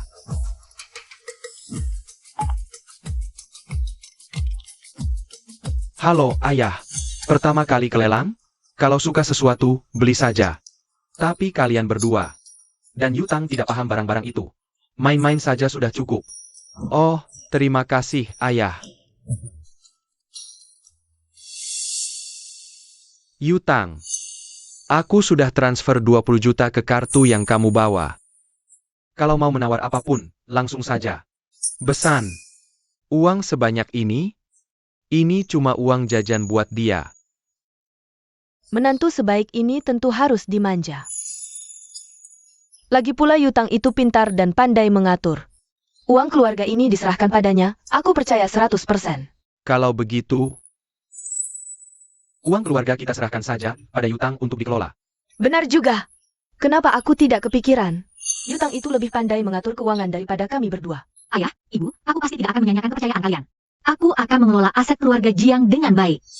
Besan, ini pertama kalinya Yutang datang ke lelang. Keluarga kami sudah keluar 20 juta. Kamu sebagai ayahnya, mau keluar berapa? Aku.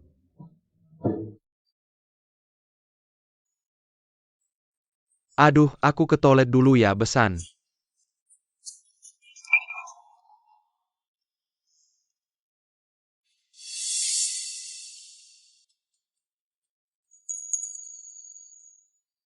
Bagus, cocok untuknya. 100 juta. 100 juta sekali. 160 juta. 160 juta sekali. 180 juta. 200 juta. 200 juta sekali. 220 juta. 220 juta sekali. 280 juta. 280 juta sekali. Ada yang mau menawar lagi? 280 juta 3 kali. Terjual.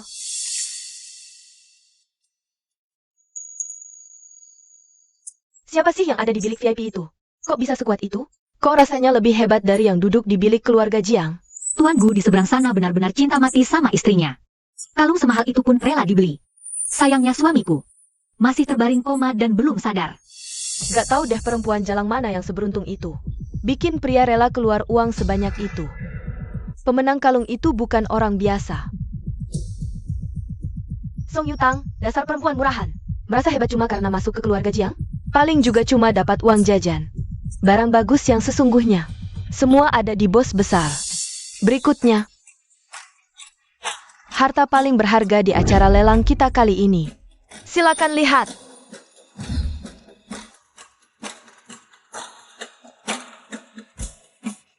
Apa itu? Manuskrip kuno? Tapi masa cuma gitu yang jadi penutup? Para tamu terhormat, ini adalah sebuah buku catatan dari dinasti Jing. Pemilik buku catatan ini adalah kepala dapur istana dinasti Jing, Hishuang 11. Xiao 11 Z. Yutang, kamu kenal dia? Nyonya, ini kue kepiting. Cicipi ya. Kenapa wajahmu? Tidak apa-apa. Cuma para koki senior di dapur istana. Mereka dimarahi selir dari istana lain, lalu melampiaskannya padaku. Setelah itu mereka izinkan aku ayam roti. Xiao 11 kalau tidak bisa, tidak apa-apa. Ah, Nyonya muda. Aku memang suka masak. Lagi pula, nyawaku dulu kamu yang selamatkan. Kalau bukan karena kamu. Sampai kini, aku tak sanggup pegang sendok. Selama aku masih ada, aku akan terus cari cara memasakkan makanan enak untukmu. Kita harus sama-sama bertahan hidup. Kita harus jadi orang sukses.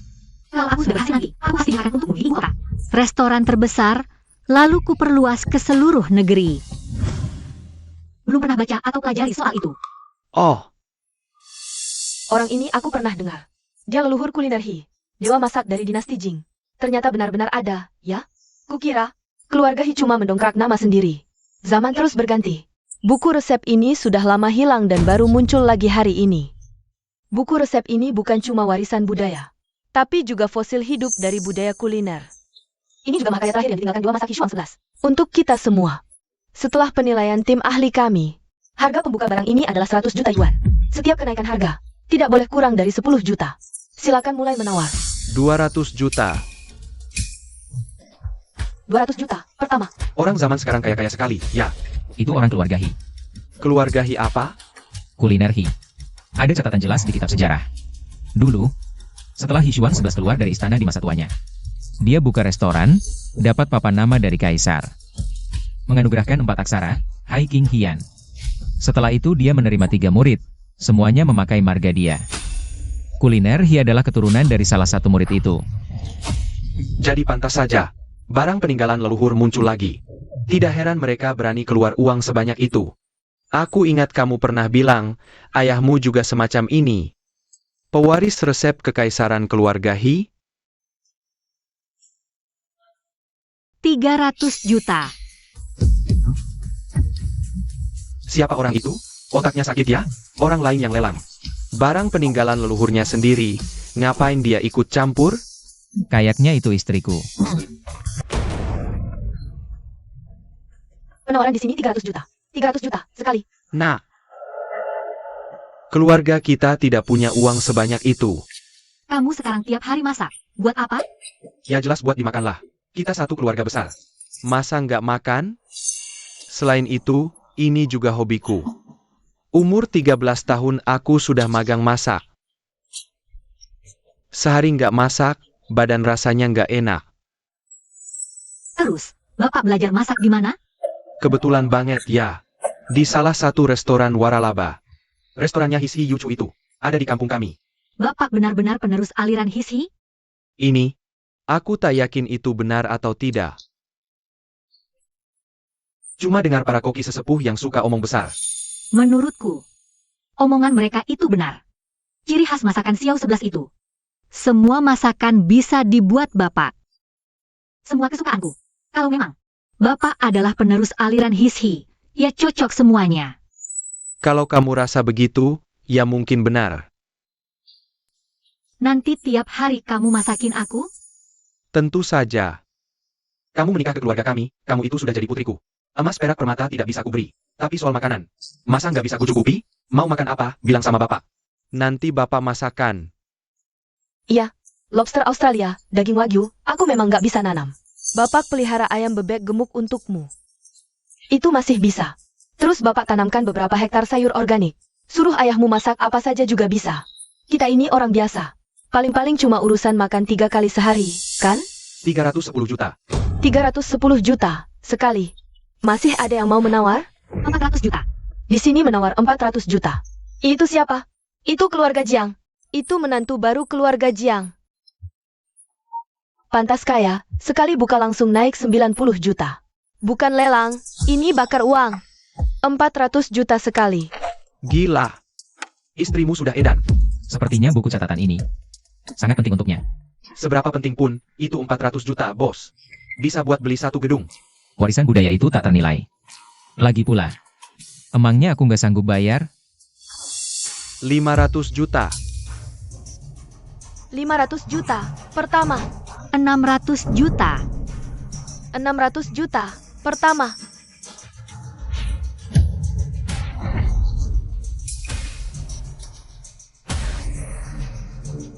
700 juta. Pertama.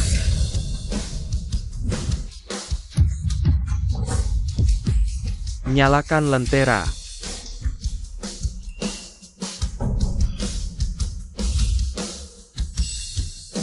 Nyalakan lentera. Nyalakan lentera. Perempuan ini gila. Sejak kapan kota awan punya? Dia istri cucu sulung keluarga Jiang? Song Yutang. Istriku, apa itu nyalakan lentera? Artinya, berapapun lawan menawar, kita akan terus melawan. Nyonya muda, bagaimana kami jelaskan ke Tuan Besar? Terlebih kalau lawan benar-benar ngotot melawan kita sampai habis. Tenang saja. Aku berani bayar, berarti sudah ada rencana. Pihak lawan pasti sedang menyelidiki latar belakangku sekarang. Paman Wang, sebarkan identitas dan latarku. Nah, lentera yang kamu nyalakan ini, bukankah terlalu besar? Ayah tenang, kita sebentar lagi kaya. Pewaris warisan budaya tak benda. Aku? Zhao Chuan, tolong periksa. Berapa sisa dana liquid yang ada di tanganku? Kamu gila kah? Kamu serius mau terus meladeni dia? Sampai sejauh ini? Istriku tahu batas. Dia tidak akan melakukan hal seperti ini.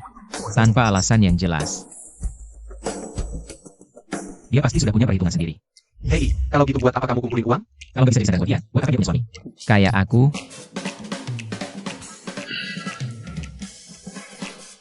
Dasar bucin. Kamu benar-benar nggak ketolong lagi. Yu Tang kan bukan koki. Buat apa dia cari buku resep itu? Harusnya sih buat ayahku. Ayahmu? Kamu barusan tanya aku kan? Apa aku pernah cerita? Ayahku itu pewaris. Dari koki istana keluarga Hi. Sebelum ayahku ditemukan dan dibawa pulang. Dia sudah buka restoran keluarga Ji. Bisnisnya lumayan. Masakannya enak, tapi kerjanya terlalu capek. Setelah operasi ginjal, kondisinya jauh menurun. Kalau Yu Tang punya niat baik seperti itu, masa aku sebagai anaknya cuma bisa diam saja? Sepertinya kakak ipar memang perempuan yang baik. Perempuan yang berbudi luhur dan bijaksana. Iya, benar-benar. 10 miliar untuk sekali tawaran. Ada yang mau menaikkan? Presdir, itu dari kamar VIP keluarga Jiang. Jiang Group sama sekali nggak punya bisnis FB. Buat apa minta buku resep? Kudengar putra sulung konglomerat terkaya itu seorang koki. Oh. Merek apa? Nilai pasarnya berapa? Saat muda, Tuan Muda Jiang buat gubuk di dekat proyek. Konsumen habis sekitar 10 yuan. Setelah kumpul uang, dia buka restoran Sichuan 100 meter lebih di kota tua. Konsumennya habis sekitar 30 yuan. Di kota awan, jangan buat hubungan buruk dengan keluarga Jiang. Kalau memang dia seorang koki, kasih saja dulu. Kita lihat lagi setelah lelang selesai. 10 miliar untuk tawaran kedua. Masih ada yang mau menaikkan? 10 miliar tawaran ketiga. Terjual. Tang, sayang. Soal yang tadi itu, kalau kakek sampai marah besar, Bilang saja kamu kupaksa. Aku juga pewaris masakan Istana Hi. Aku yang memaksa minta buku catatan resep itu. aku anak kandungnya, bahkan donor ginjal untuknya. Paling-paling dia cuma memarahiku sebentar.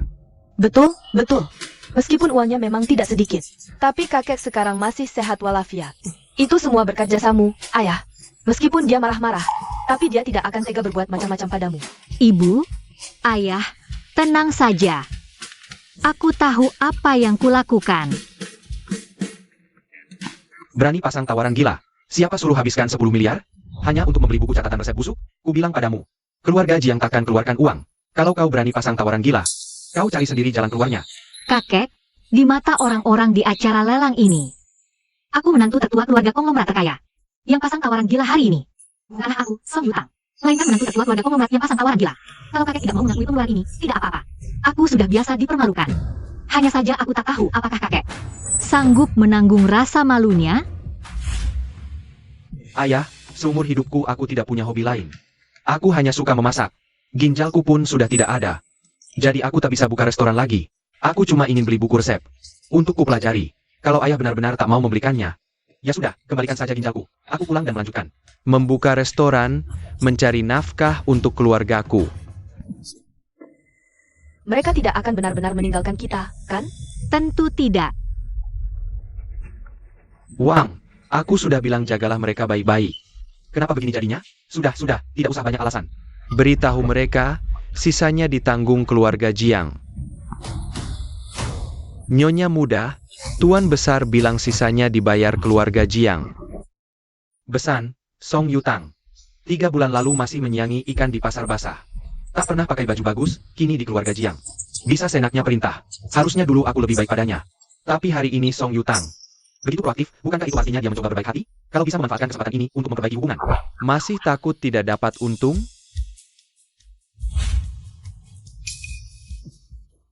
Yutang, urusan administrasinya sudah beres. Sudah beres. Ini bros berlianmu.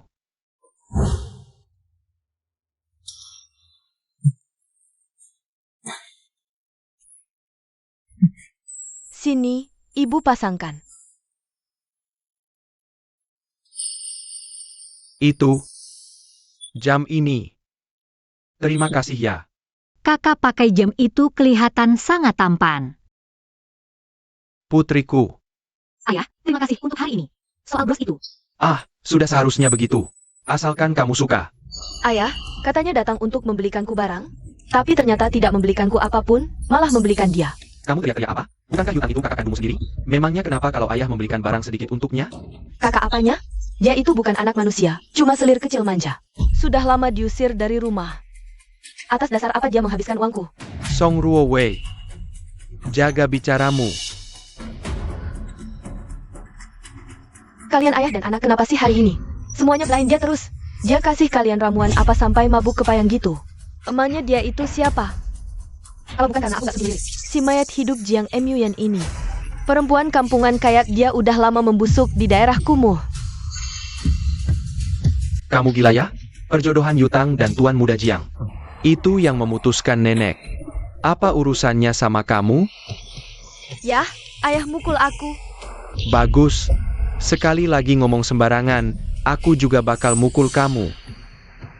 Kalian semua tunggu saja pembalasanku. Yutang, adikmu itu masih kecil belum ngerti apa-apa.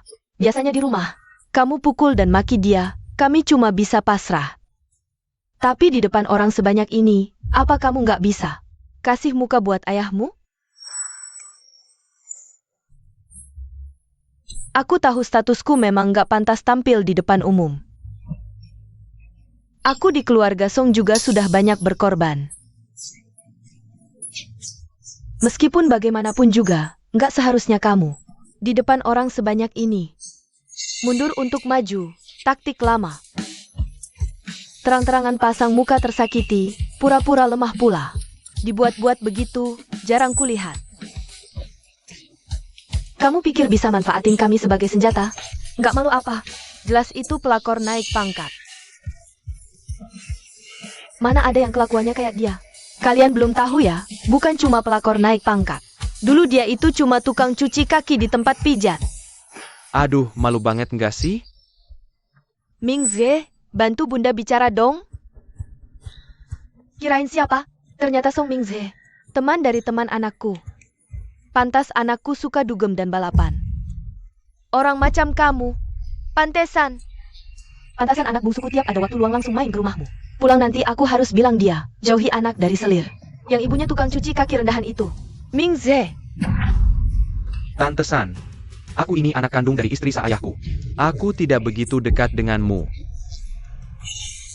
Aku nggak mau ikut campur. Dengarkan? Anak dari istri sahnya aja nggak ngakuin dia.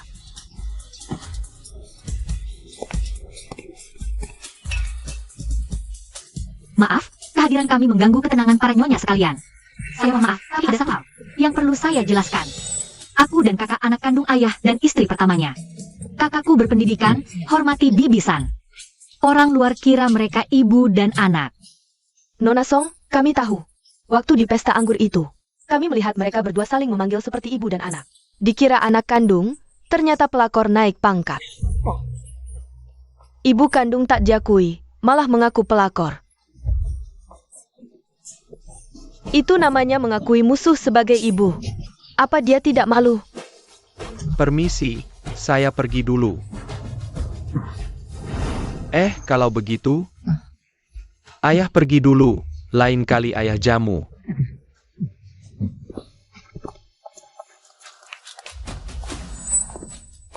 kepala pelayan Wang. Nona besar. Zan, Song Hye Sui, dan juga seorang tuan muda terhormat dari keluarga Song. Ternyata anak dari pelayan rendahan. Dua berita ini harus disebarkan ke lingkaran pergaulannya, terutama ke telinga musuh bebuyutannya. Baik. Selain itu, beritahu Song Mengshe bahwa San Mei Fang sedang hamil. Baik. Semuanya, mohon berhenti sebentar. Tunggu. Sepertinya menantumu sedang dalam masalah. Halo, Nona muda. Kakek, boleh tahu Anda ini siapa? Saya Hi Bing Sheng. Penerus ke-13 dari resep kekaisaran keluarga Hi. Jangan gugup. Saya sengaja datang mencari juru masak Jiang. Saya orangnya. Saya sudah dengar tentang juru masak Jiang. Ternyata bintang muda kuliner berbakat. Apakah kau bersedia jadi muridku, penerus ke-14 resep Hi?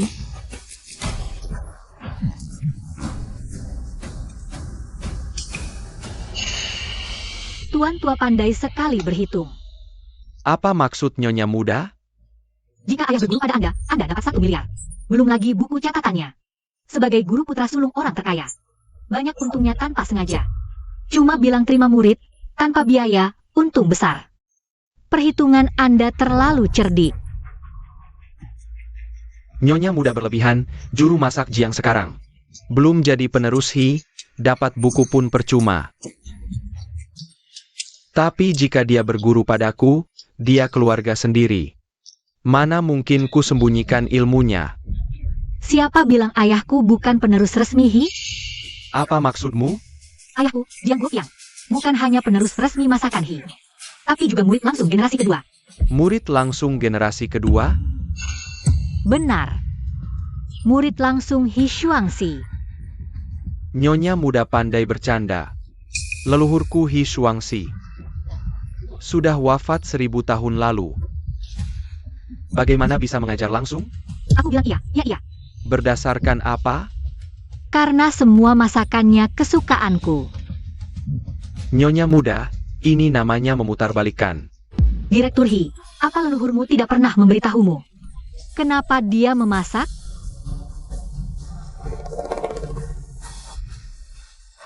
Tentu saja untuk mendalami kuliner terbaik di dunia. Melestarikan teknik masakan kekaisaran. Supaya aku makan dengan senang.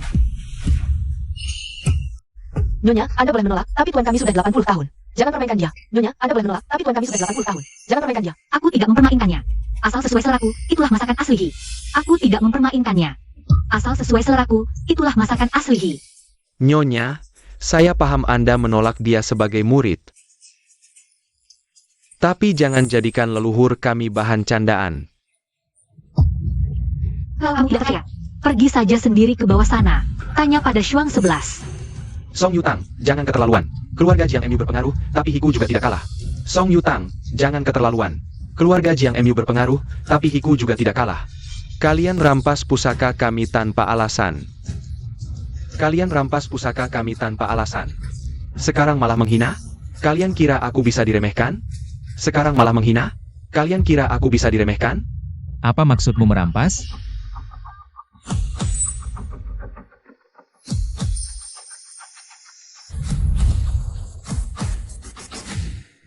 Ini dibeli dengan uang sah. Masa menawar berarti jadi milikmu?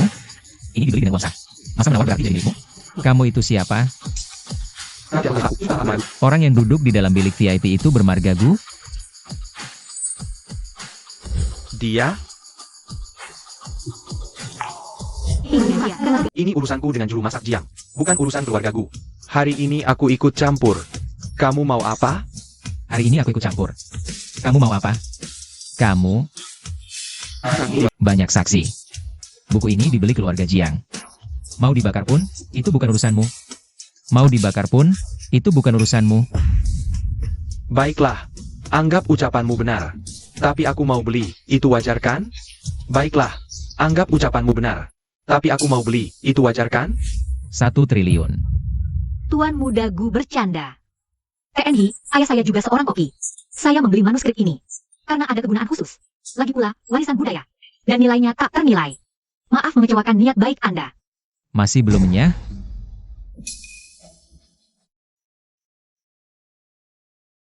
Terima kasih, Tuan Muda Gu.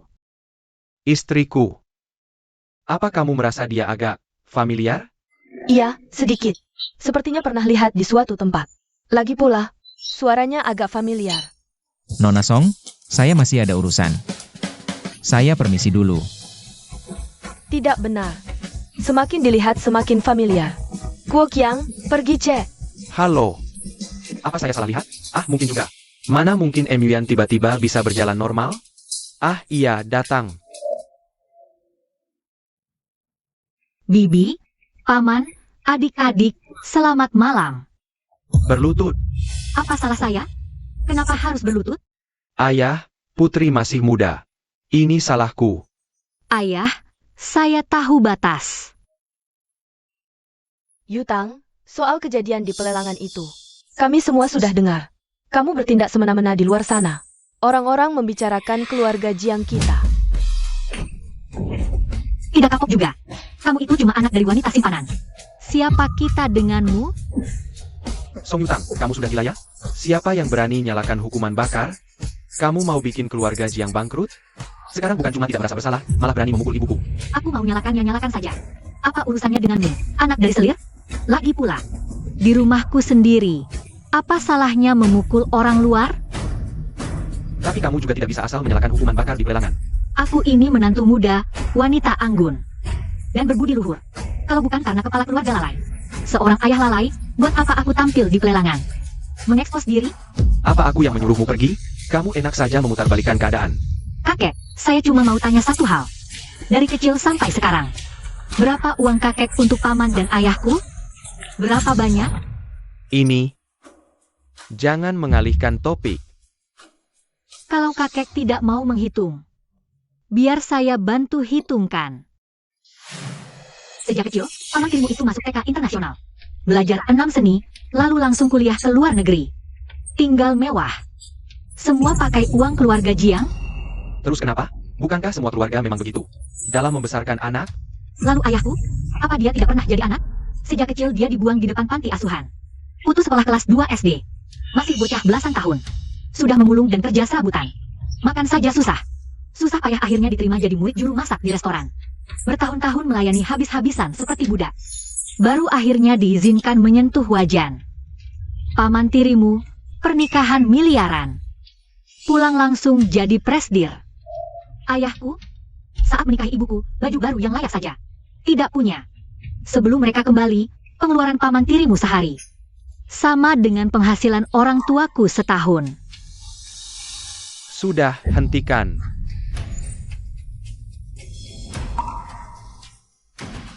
Jadi Kuo Qiang dendam padaku? Salahkan aku. Dulu aku terlalu mencintaimu, tapi tertekan keadaan. Tidak bisa hidup bersamamu. Maka ku tahan sakit, ku biarkan putra kandungku menggantikanku. Menemani hidupmu. Sudah cukup. Aku tahu, kau menyesal sekarang. Baiklah, aku pergi sekarang juga. Puas? Kau.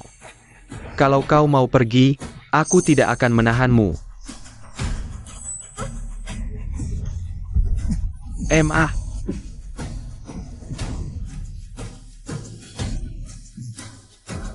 Kamu tidak apa-apa, Ma? Paman dan bibi dari garis selir tidak perlu khawatir. Tusuk 2 kali, pasti siuman. Biar aku saja. Aku punya jarum, aku punya jarum. Tanganku sangat terampil. Begitu ku tancap, dia langsung bangun.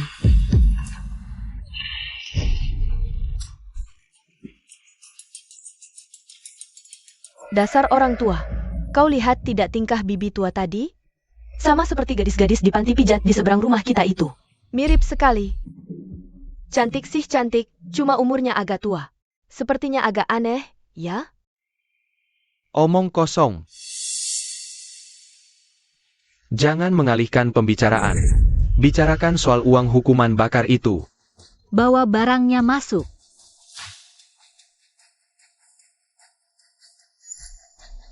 Paman Selir sudah makan daging 50 tahun. Sudah saatnya ayahku mencicipi sisa-sisa yang tidak kau habiskan. Ayahku menelan banyak pahit, belajar keterampilan memasak. Setelah donor ginjal, rumah makan pun tidak bisa dia jalankan lagi. Aku membeli buku resep koki legendaris ini. Demi memenangkan nama pewaris masakan istana untuknya. Kulakukan karena takut kau usir kami. Kalau terusir, ayah bisa kerja lama, Menghidupi keluarga besar kami. Menurutmu itu keterlaluan? Aku tidak setuju. Berapa biaya dan berapa kali gagal? sampai mencapai hasil hari ini. Uang hukuman bakar sebesar ini, anggap saja sebagai biaya pendidikan untuk ayahku. Itu pun masih mau kau perebutkan? Sudah terlanjur dipukul, ya sudah. Uang ini biar ditanggung dana pendidikan keluarga. Anggap saja biaya pendidikan kompensasi untuk Kuo Qiang. Kalau nanti dia mau melakukan hal lain. Kakak bahkan tak lulus SD. King Yu ya, kau sudah makan daging selama 50 tahun lebih. Masa kau tidak rela membiarkan kakakmu mencicipi sedikit? Sisa-sisa yang tidak sanggup kau habiskan? Bubar. Selesai begitu saja? Kau masih mau apa lagi? Kakek, aku akui, memutuskan sendiri hukuman mati dengan dibakar adalah salahku. Tapi kakek belum tanya, kenapa aku melakukannya? Song Yutang, apa kau pikun? Bukankah kau sendiri yang bilang mau memberi jaminan untuk paman? Karena aku tidak punya uang, jadi biayanya harus keluar dari keluarga. Kau tak punya uang tapi berani menjanjikan itu? Otakmu rusak ya? Pertanyaan bagus. Jadi kenapa aku sampai tidak punya uang? Bicara langsung saja. Soal ini, Harus tanya pada bibi kedua. Suamiku MU yang mengalami kecelakaan saat dalam perjalanan membahas kerjasama. menurut hukum, itu kecelakaan kerja. Keluarga Jiang seharusnya punya dana kesehatan. Tapi kenapa justru suamiku terbaring di ICU? Hidup mati tak jelas. Uang tak bisa keluar. Akhirnya ibu mertuaku memakai Global NG.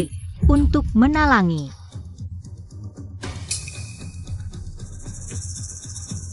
Ibu mertuaku sudah bicara pada kakek. Kesimpulan dari kakek adalah, rekening bermasalah, uang tidak bisa ditarik. Tapi uang talangan akan diganti, hanya saja perlu pemeriksaan. Sudah lebih dari setengah tahun berlalu. Bagaimana hasil pemeriksaannya? Yutang, tahu kau di kampung. Sudah terbiasa hidup susah. Tapi tidak bisa juga setiap saat. Selalu minta uang. Orang akan salah paham. Hanya demi harta. Ayah mertuaku kehilangan satu ginjal. Harus minum obat seumur hidup. Tidak bisa menafkahi keluarga. Ibu mertuaku harus merawatnya setiap saat. Jadi juga tidak bisa menambah pemasukan. Suamiku MU yang bekerja mati-matian demi keluarga Jiang. Sampai sekarang hidup mati tak jelas. Kalau bibi memang mau bilang, kami seperti itu, terserah saja. Hanya saja keluarga kami ini tua, sakit, lemah. Sudah kehabisan jalan. Mohon bibi bermurah hati, tunjukkan jalan keluar untuk kami. Song Yutang. Oh ya itu, cuma mendonorkan satu ginjal untuk kakek kan? Memangnya hebat apa? Jangan bikin seolah seluruh dunia berutang budi pada keluarga kalian. Yutang, pepatah lama bilang, berbuat baik jangan mengharap balasan. Apalagi kakak tertua mendonorkan ginjal untuk ayah kandungnya sendiri. Kalau kamu terus mengungkit-ungkitnya, itu namanya memanfaatkan budi. Itu namanya tidak tahu balas budi.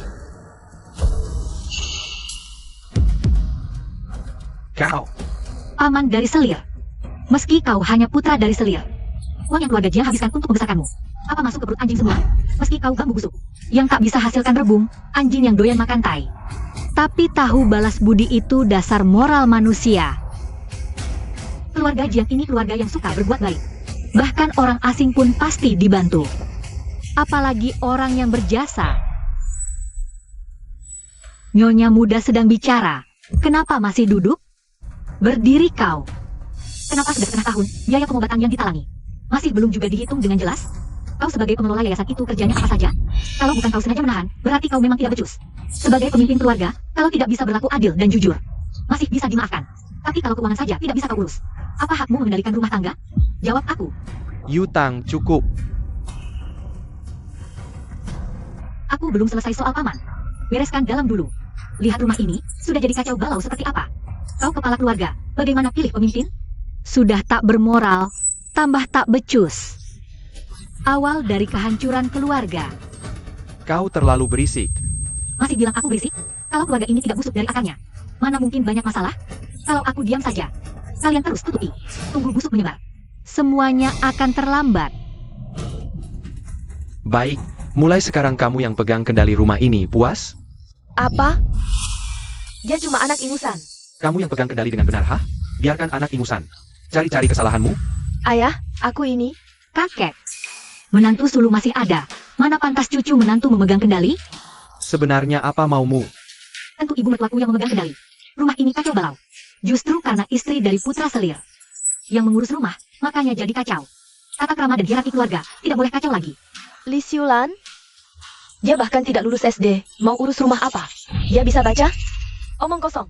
Warung makan kecil keluarga kami. Omsetnya puluhan ribu setiap hari. Semua akunya yang hitung. Belanja sayur daging tiap hari. Sewa listrik air. Terus biaya. Penyusutan meja kursi. Keluar masuk minuman. Setiap transaksi aku yang hitung. Semuanya jelas. Itu semua karena Xiulan yang mengatur rumah dengan rapi. Urusan restoran, pengeluaran rumah tangga, setiap transaksi dihitung dengan sangat teliti.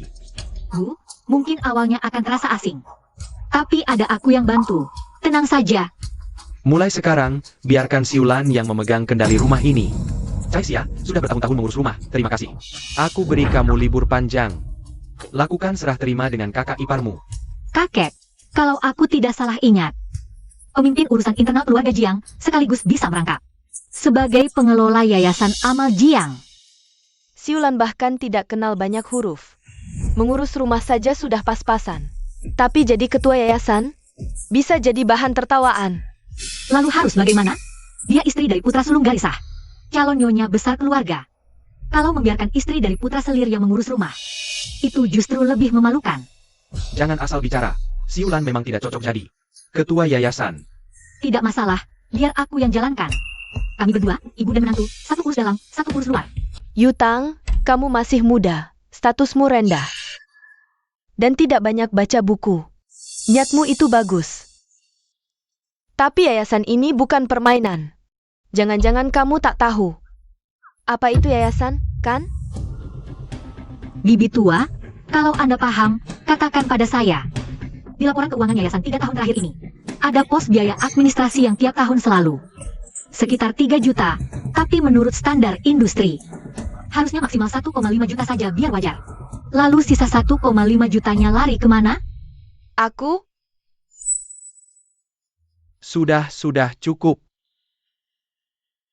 Meskipun bibimu ketua yayasan, dan Gundik Chen wakil ketua yayasan, tapi di dewan ini, masih ada beberapa pengusaha wanita yang punya reputasi. Kamu masih muda dan baru datang. Kalau langsung jadi ketua yayasan, sulit bikin orang tunduk.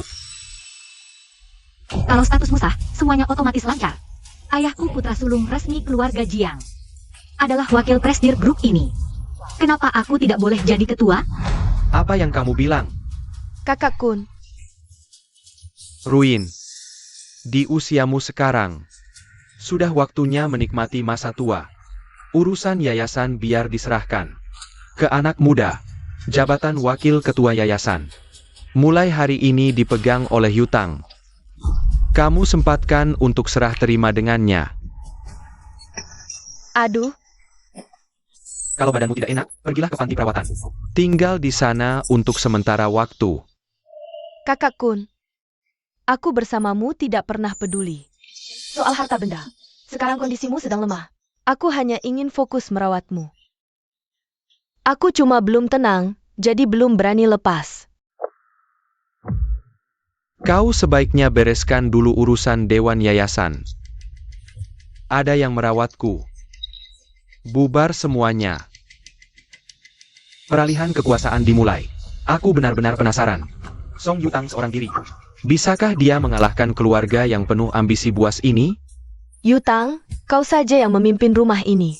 Kalau ada yang bisa kubantu, aku akan mendukungmu. Bu, jangan merendahkan diri. Aku sudah perhatikan. Selain memeriksa pembukuan seminggu sekali, pada dasarnya tidak banyak hal lain yang perlu dikerjakan. Paman Wang sudah lama di keluarga kita. Ibu bisa bertanya padanya. Putrimu sudah ambil alih yayasan. Dia mau membantu anak-anak miskin. Itu urusan besar. Iya, Bu. Jangan lupa ucapan ibu di pusat perbelanjaan. Entah kapan Jiang Mu Yan bisa sadar. Hari ini aku yang pegang kendali. Kau mau apa? Siapa tahu. Sebentar lagi. Kalau begitu, coba saja. Saling terkait, adu domba internal. Tindakan kecil, hukum mati umpannya. Memancing, pura-pura miskin pisaunya. Langsung menuding perlakuan kejam Wu Caixia. Menekan, jaringnya merebut kendali. Belum selesai sampai di sini. Target sebenarnya. Yayasan amal, orang lain tak bisa. Diselesaikannya dalam semalam. Istriku benar-benar luar biasa.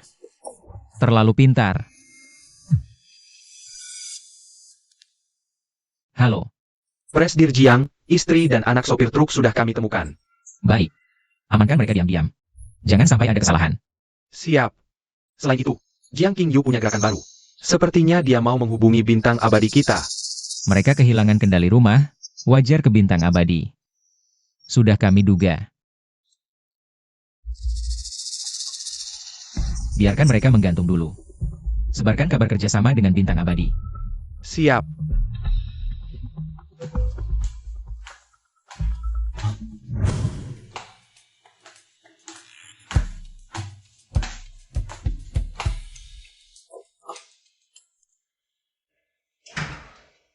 Seharian capek, ngantuk berat. Cepat mandi terus tidur.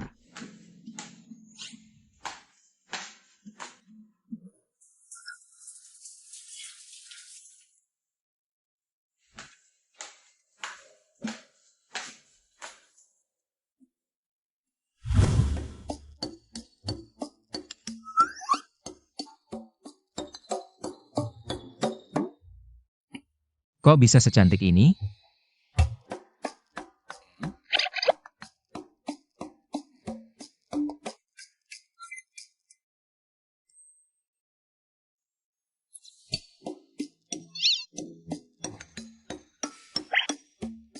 Sehebat ini? Kelihatannya lemah lembut begini. Tapi kok bisa sehebat itu?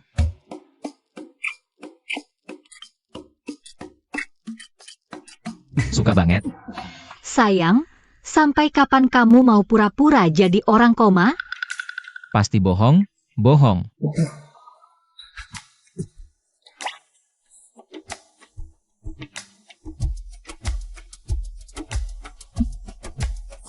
Tuan Muda Jiang, barusan ciumannya panas banget. Kok tiba-tiba ngantuk lagi? Jangan-jangan kamu mau bikin anak? Ayo bikin. Sekarang juga.